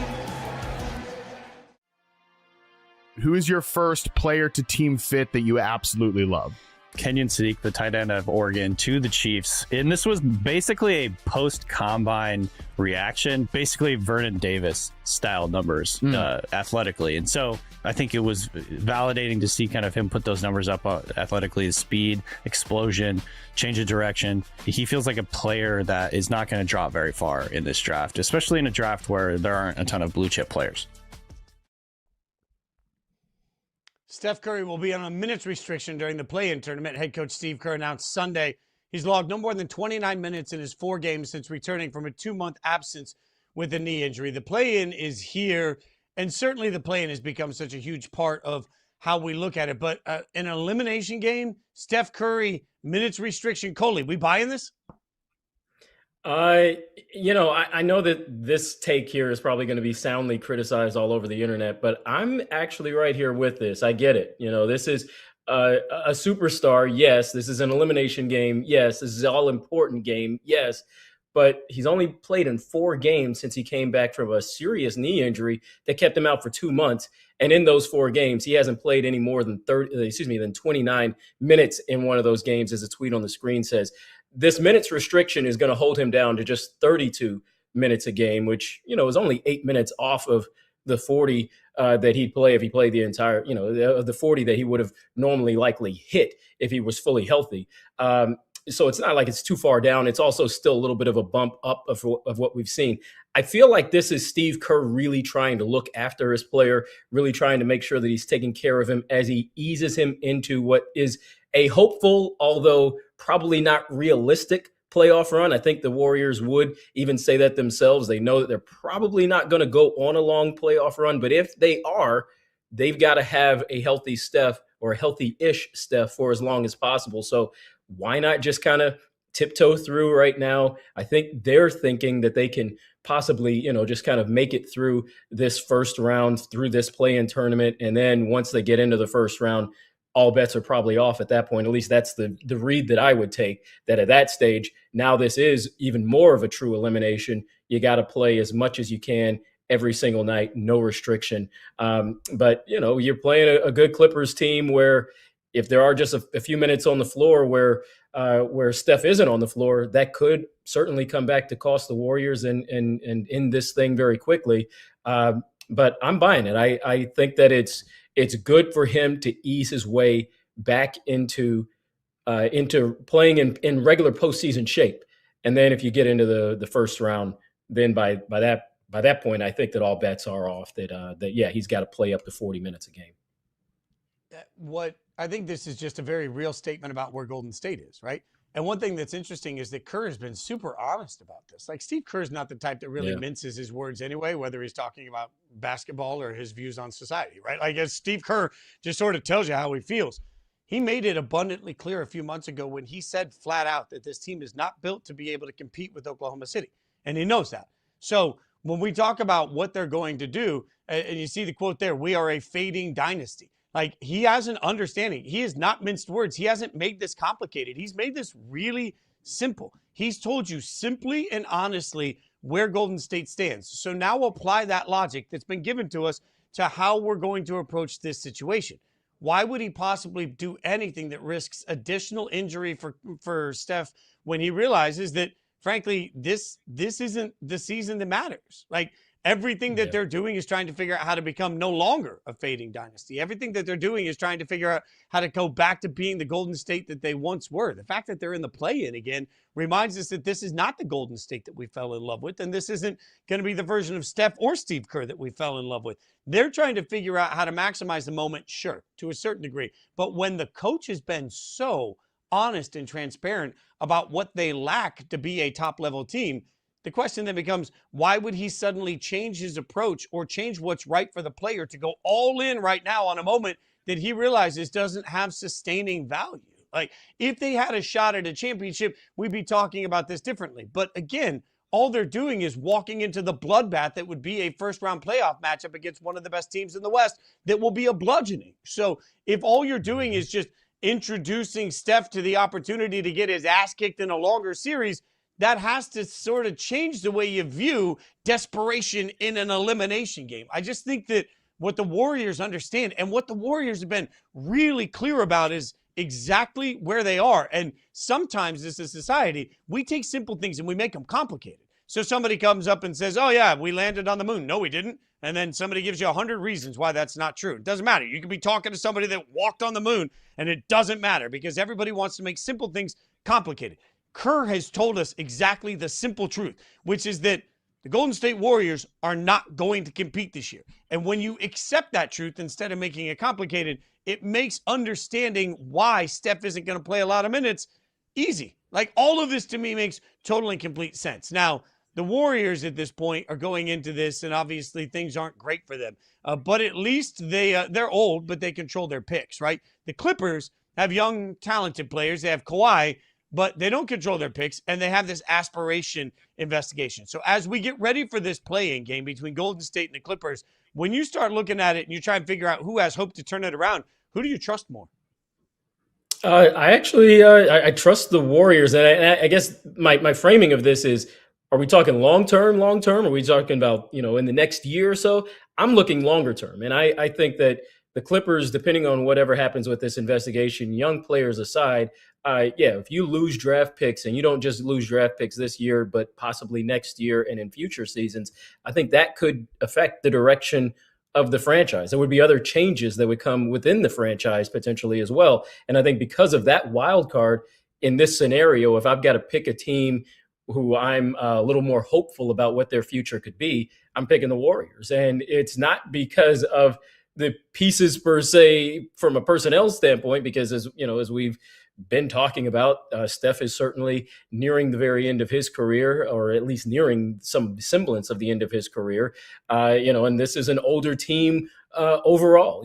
I think the big wild card here really is Steve Kerr. His contract is over after this season. So if he decides that he's not wanting to come back to Golden State, then all of a sudden, I think now the Warriors are certainly in rebuild mode, crisis mode, really any kind of mode that you'd want to use in that regard. So I think that he's the real linchpin here. If he does indeed come back, that's a measure of stability for what the next direction of Golden State could be. And, this is also a team that's got pieces that could be traded. They have players who could certainly be shipped off elsewhere. Draymond Green could certainly be a bruiser for someone else somewhere else. Jimmy Butler also is a piece that could work out for another program as well, another team as well. And if that happens, you're most likely going to get players who are going to want to play in Golden State as well, because, this team has really devoted so many resources to being in San Francisco, to being a part of the footprint of the neighborhood that they're in. They still have this legacy. And that's why I go back to the fact that if Kerr is brought back, if he does decide to come back after this season, now you've got some semblance of structure to a team that doesn't have anything else that's really out of place. And I guess that's why I'm a little more bullish on who the Warriors could be long-term, as opposed to the Clippers, who are really, there's just a big question mark as to what the future holds for them right now. So let me oversimplify this question on whom we trust more, because you used a word that just stuck in my head. Rebuild, right? Who do I trust more? The Warriors to be able to rebuild, or the Clippers to be able to build? Because you can't rebuild something that's never been worth rebuilding, right? So at some point, I just look at all of this and say very simply, Golden State has at least shown us they can get there before. Now, maybe all of those pieces are going to be different. Maybe Kerr walks away. Maybe he decides he's not in for the long haul. Maybe the front office changes over the last few years have more consequence than we gave him credit for. There's a lot of maybes with the rebuild, and a rebuild's never easy. But the Clippers have never built anything worth a damn. Let's be clear about this. Every time we have tried as a brand to give the Clippers the benefit of the doubt, it has become a joke, right? Like, I remember when everybody on radio was sitting there saying, oh my God, the Clippers are going to be better than the Lakers. They just got Kawhi. How did that work out? Like, when is the last time the Clippers were sustainably a worthwhile championship caliber basketball team year in and year out? I'll let you do the math. And while you figure out that math, I'll just then present to you that it certainly hasn't happened anytime recently in most of our lives. So at some point, I look at all of this and say, if we're going to look at it and say, who do we trust more to a rebuild? I'll ask who's ever built before. At least Golden State has been there and done that. All right, plenty more NBA action to come, including a hot documentary that is out now on Netflix about one of the most controversial NBA teams of all time. We will talk to two Trailblazers about the reunion that's happening right now. Yahoo Sports Daily.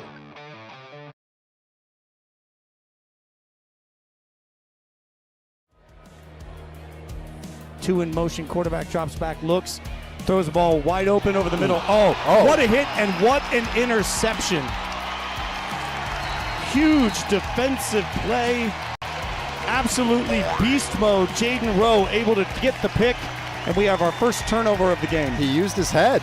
Well, a tip drill to his teammate off his head.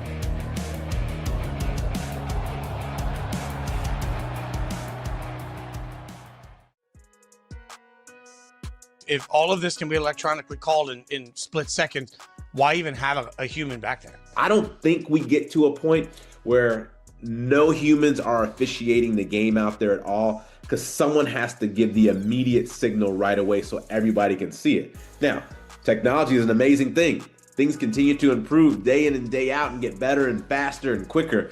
So I'll never say never, but it's going to be a while before I think that happens. I was super proud of Gable's fight. I think that Gable really showed tonight that he is going to be great. There's several questions that we got answered. What is he going to do when he gets hit? That was the big one. Everybody's asking it. All the coaches are looking at it. Gable took a spinning heel kick to the jaw and went like this. Nothing. No, he didn't get out of the process. As a matter of fact, he went right back in that guy's face. So that answers a huge question. Also takes away another avenue to victory that all his future opponents will be looking at. You just finished a massive tour visiting 20 different countries across Africa. What inspired you to do it? As a kid, I always loved to travel, and as a kid, I wasn't able to travel. And I was always just deeply involved in culture. I kind of realized that back in history class. I was just like, what? Huh? You know what? Huh? And plus, I'm from Africa. I got to go back. That's the motherland.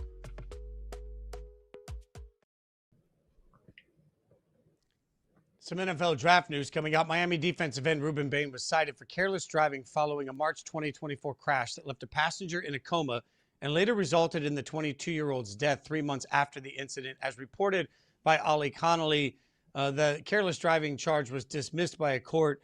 There was a settlement reached. This is all information that is coming out now, just days before the NFL draft. But Coley, it's important to note here, this is information that teams have been aware of for quite a while. In fact, I would remind everybody that anything that's being reported on right now is something that teams have likely known. And in fact, Ian Fitzsimmons, a friend that has covered so much college football, pointed out that even on broadcasts over the last couple of years, these incidents have been discussed. So it's not that nobody knew about it. It's that a lot of people that weren't necessarily paying close attention didn't know. And now just little over a week before the draft, this news hits on a prospect with arms that didn't meet the measurables. So now it becomes this whole question of, are we about to see a free fall in the draft because of it? It begs that question, but it also begs the question of, well, let me preface this first by saying it begs the question for me of wanting to make sure that I pay my condolences to Destiny Betts and her family. She's a 22-year-old who was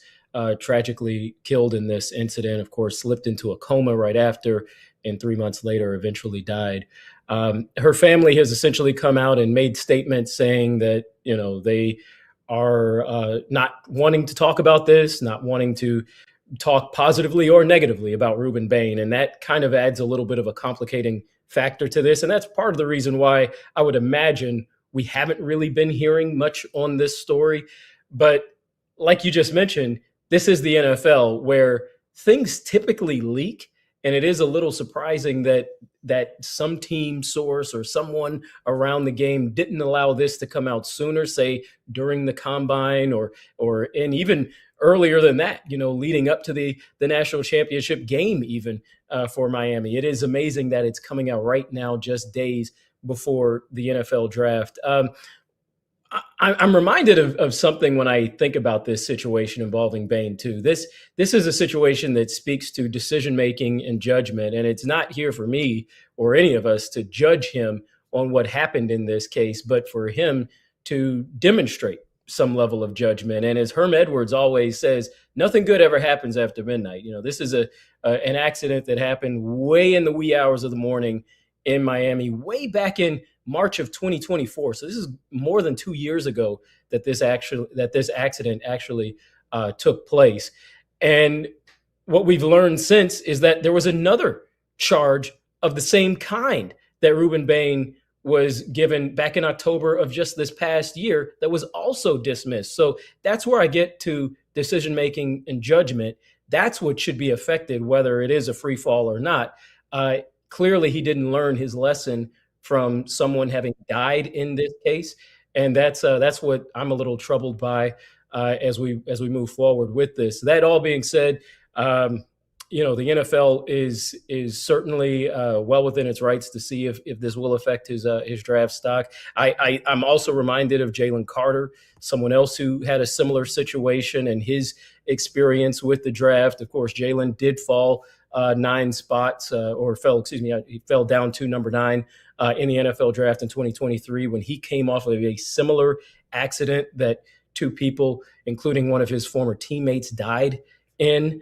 I'm also reminded of Brandon Miller, the Charlotte Hornets guard, who was part of an incident in which a teammate of his at the time at Alabama shot and killed a woman accidentally as he was shooting into a car that contained her and other people that he was antagonizing. And Miller was at the scene and brought the weapon to him. So Miller didn't fall. Miller stayed right there at number 2 in the draft that came just after that. So I'm reminded of these incidents. I think they're important context as we look at what could happen to Bain. Yes, we're going to talk about the measurables. We're going to talk about all these reasons why maybe on the field he, should maybe slide a little bit in the draft. But I think it also goes to some level of the decision-making and judgment. That's what teams are also going to be looking for here in these next couple of days, or maybe they've already had those conversations, as we mentioned before, that they've known about this for a very long time. Well, and I'll credit Trey Wallace, who reported the second incident. It was dismissed due to this is a quote, defective citation, which according to legal records can mean anything from the wrong time is written, something is illegible on the citation, it's not properly signed. Defective citation is why the second reckless driving, careless or negligent driving charge was eventually dropped. To your point, though, all of this that has been discovered by reporters over the course of the last couple of weeks, there were a lot of rumors apparently around the owners' meetings, a lot of conversation around the owners' meetings where people were talking fairly openly about this, which started several reporters filing a bunch of Freedom of Information Act letters repeatedly to try and get all of the information they possibly can. What that tells me is that if reporters are able to file FOIAs and get the info, the teams are able to do the same. Teams are rarely surprised by anyone that's going to be projected as a top 15 pick because for most of those picks, most first rounders, we have everything all the way up to private investigators that are hired by NFL teams to look into every ounce of somebody's background. So if a reporter got a FOIA, so did at some point everybody else, right? So I think that that's part of why I continually say teams are aware of this. It just becomes a question mark. And you mentioned Jalen Carter. I was covering the draft for ESPN that year. It's the only time I've ever had to, working at ESPN, pre-write and get approved an actual script for a draft pick because we had to prepare for the possibility that Jalen Carter might be drafted by the Raiders coming right off of Henry Ruggs incident. So we had to actually go through an entire legal department just to make sure that we were saying the right things about these instances and these incidents. That's just a reminder of how difficult it can be for everybody to try and put context around all of this. Context is important Because look, on the one hand, you could say, hey, the family here doesn't seem to really want to be involved in this in a public way.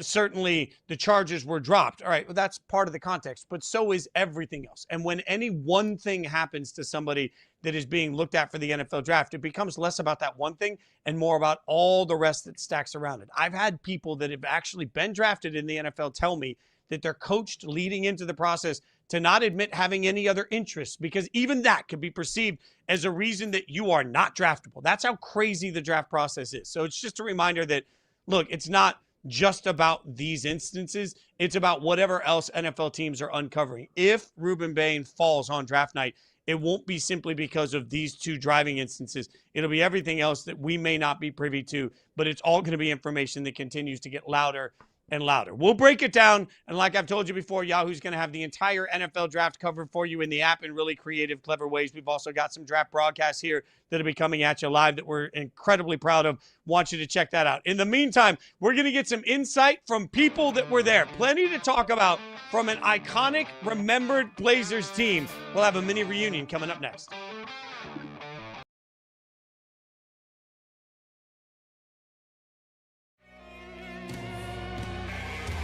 See the snap. Jerome to throw, and that's caught. Damon Street goes up and gets it, and it'll be 1st and goal for New Mexico. Damon Street's having a day. 1st and goal. Johnson on the keeper, and he'll throw it up, and Jefferson's got it. Touchdown, New Mexico. How do you like that?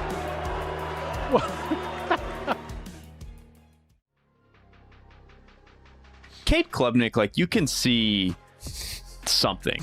I just feel like he does enough where it's like he can move around okay.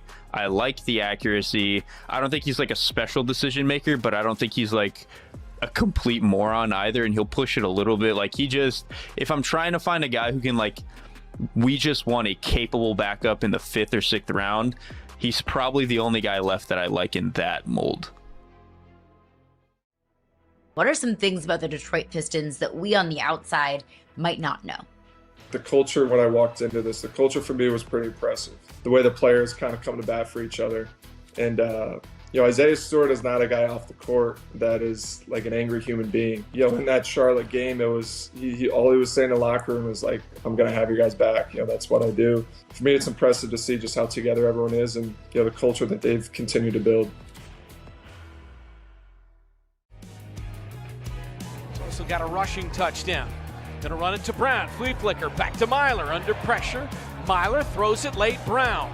And Brown, the stiff arm, crosses the midfield. Down the far boards. Brown for the end zone. Waltzes in for the Rattlers touchdown. That's the MVP throwing to the offensive rookie of the year right there. So Brown took the handoff, flipped it back, and then he found space. Untold Jailblazers premieres April 14th. A story about the early 2000s. The Portland Trailblazers were stacked with talent surrounded by controversy through firsthand stories from Rasheed Wallace, Damon Stoudamire, and Bonzi Wells. It's an unfiltered look at a team that caught notoriety and the media storm that followed. It is spectacular. Coley and I have had the chance to see the answer on it, and now we are joined by Bonzi Wells. Bonzi, thanks for hanging out with us, man. Like, why now telling the? I'll be honest with you. When we knew you were coming on, Coley and I were both like, I remember this team, but I don't know the controversy. For me, it was eye-opening. Why tell the story now?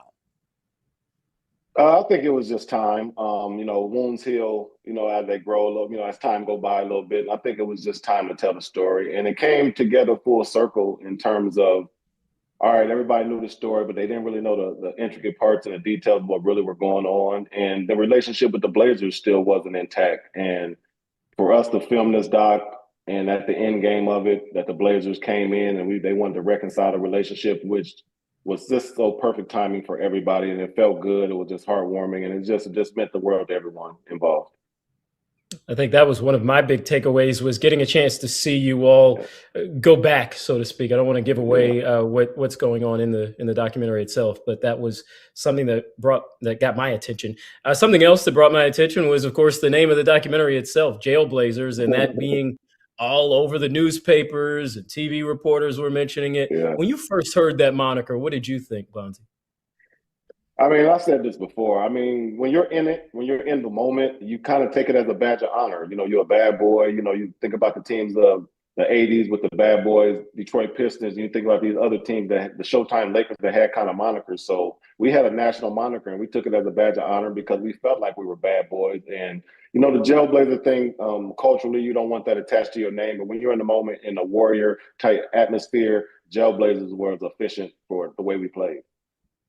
Well, we're going to add a tag team partner here. Damon Stoudamire also joining us. Damon, we appreciate your time this morning also, my friend.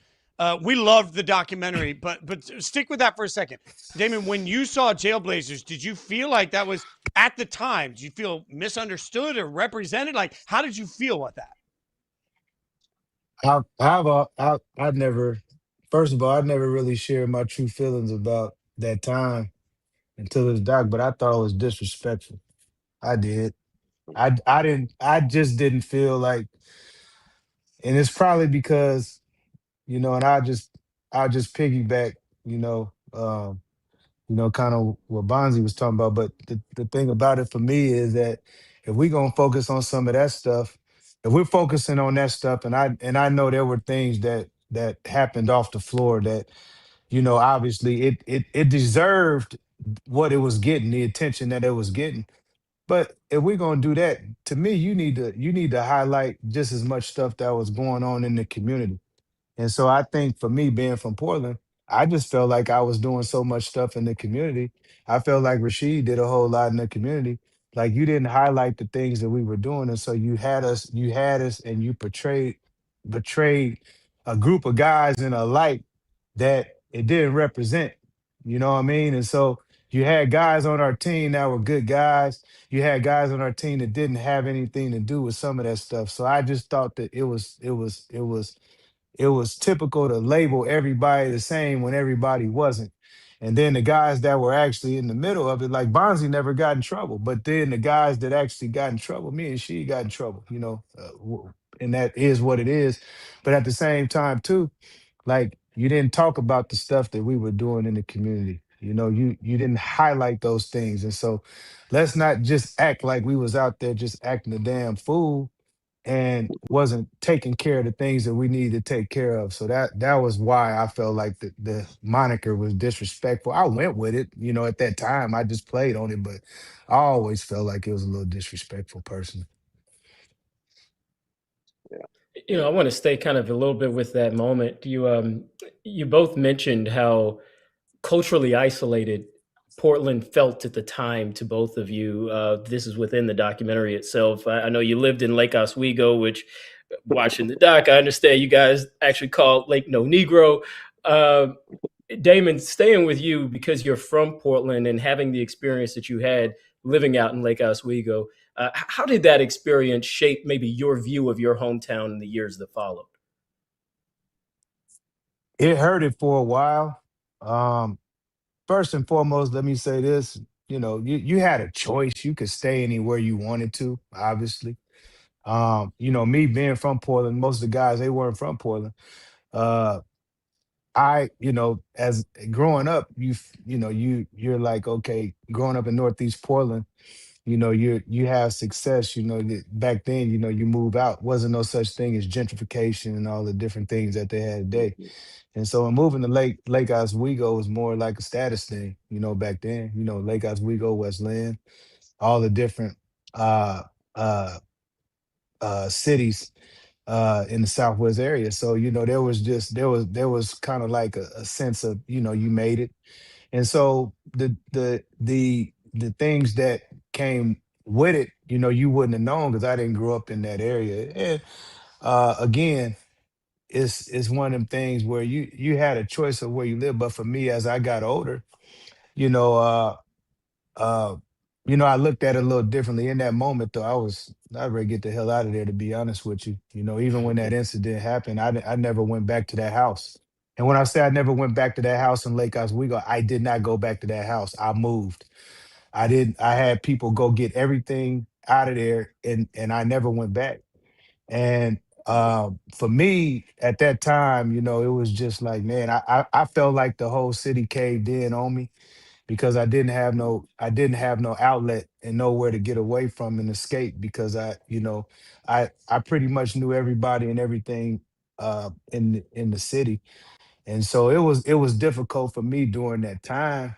But I managed and it definitely, was different for me as I've gotten older. You learn that, things are, they go away and, you can move past certain things. But, back then, it was a little different.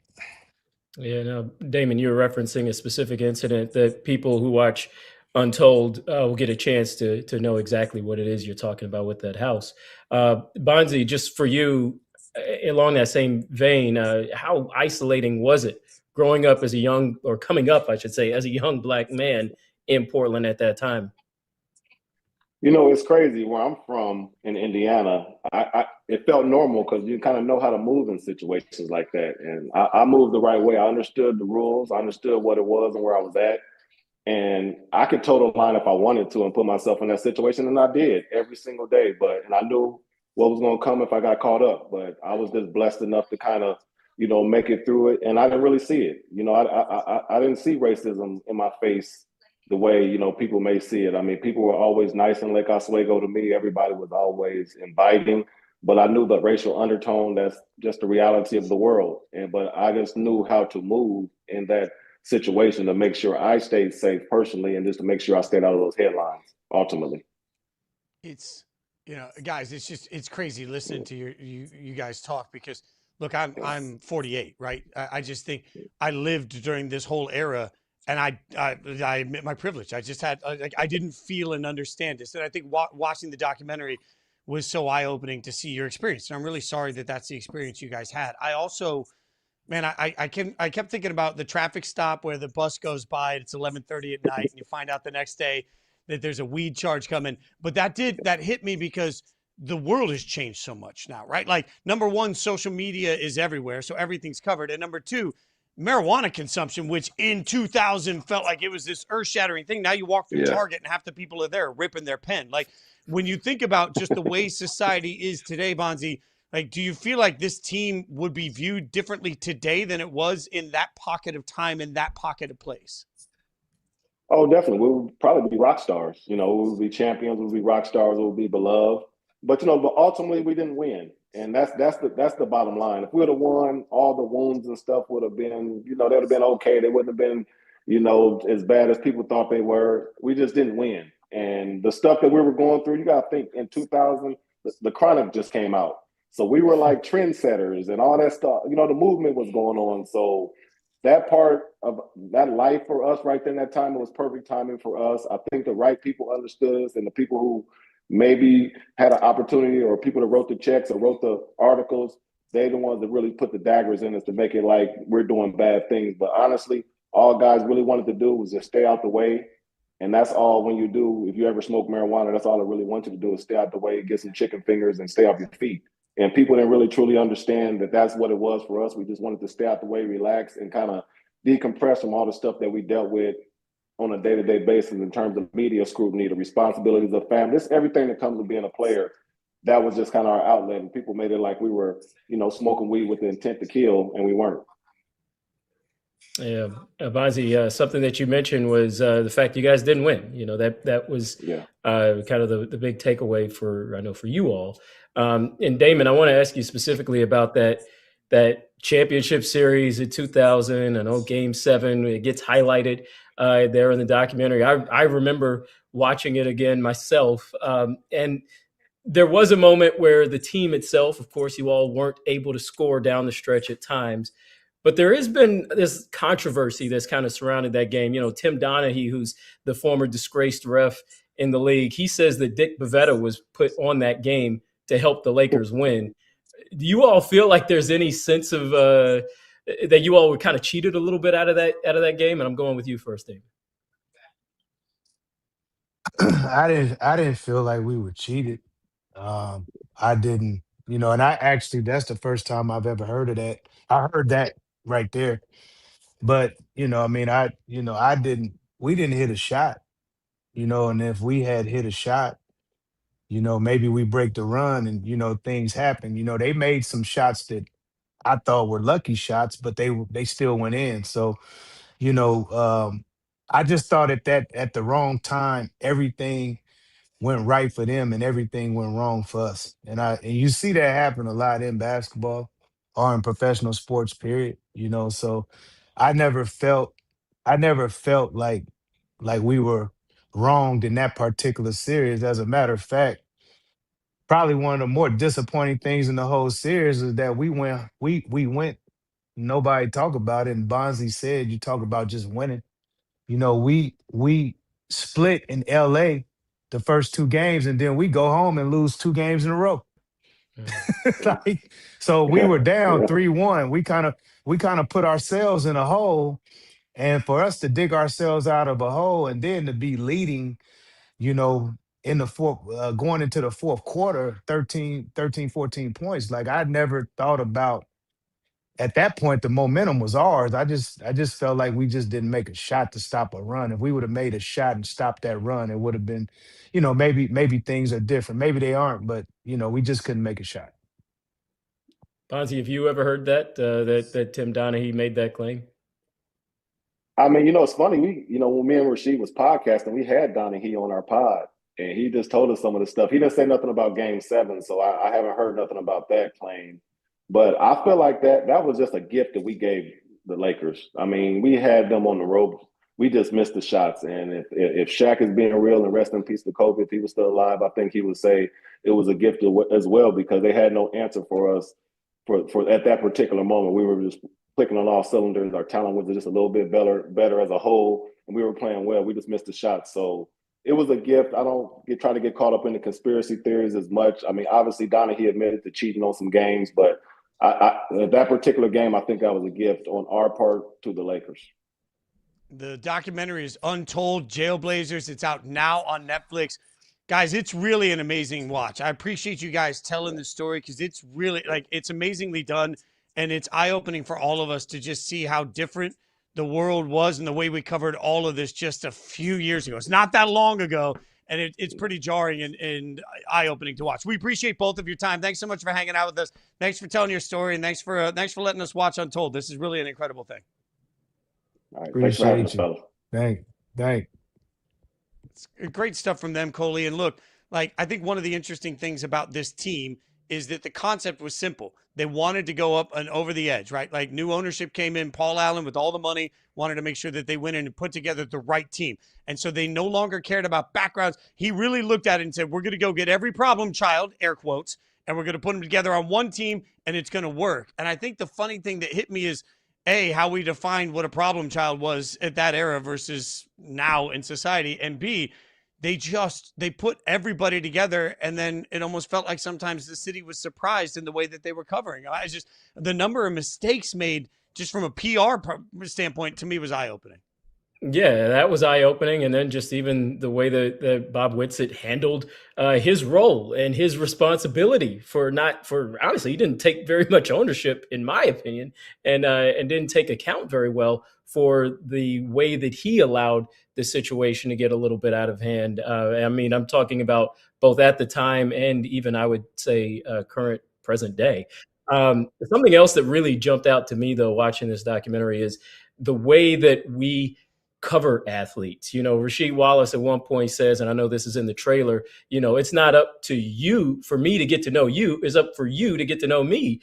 And I as a reporter, as a journalist myself, I had to think through that. I'm like, he's absolutely right. My job is to actually go write features about him, which there is a reporter in this documentary that he talks about who actually sat down and tried to get to know him.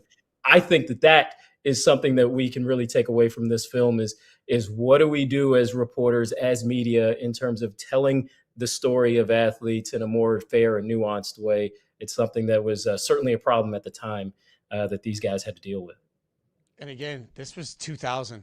Just watching the way we talk about everybody, it's worth the watch for everybody just to learn from our past. We'll be back tomorrow, 9 a.m. for more Yahoo Sports Daily. Thanks for hanging out with us. Come back, see us tomorrow.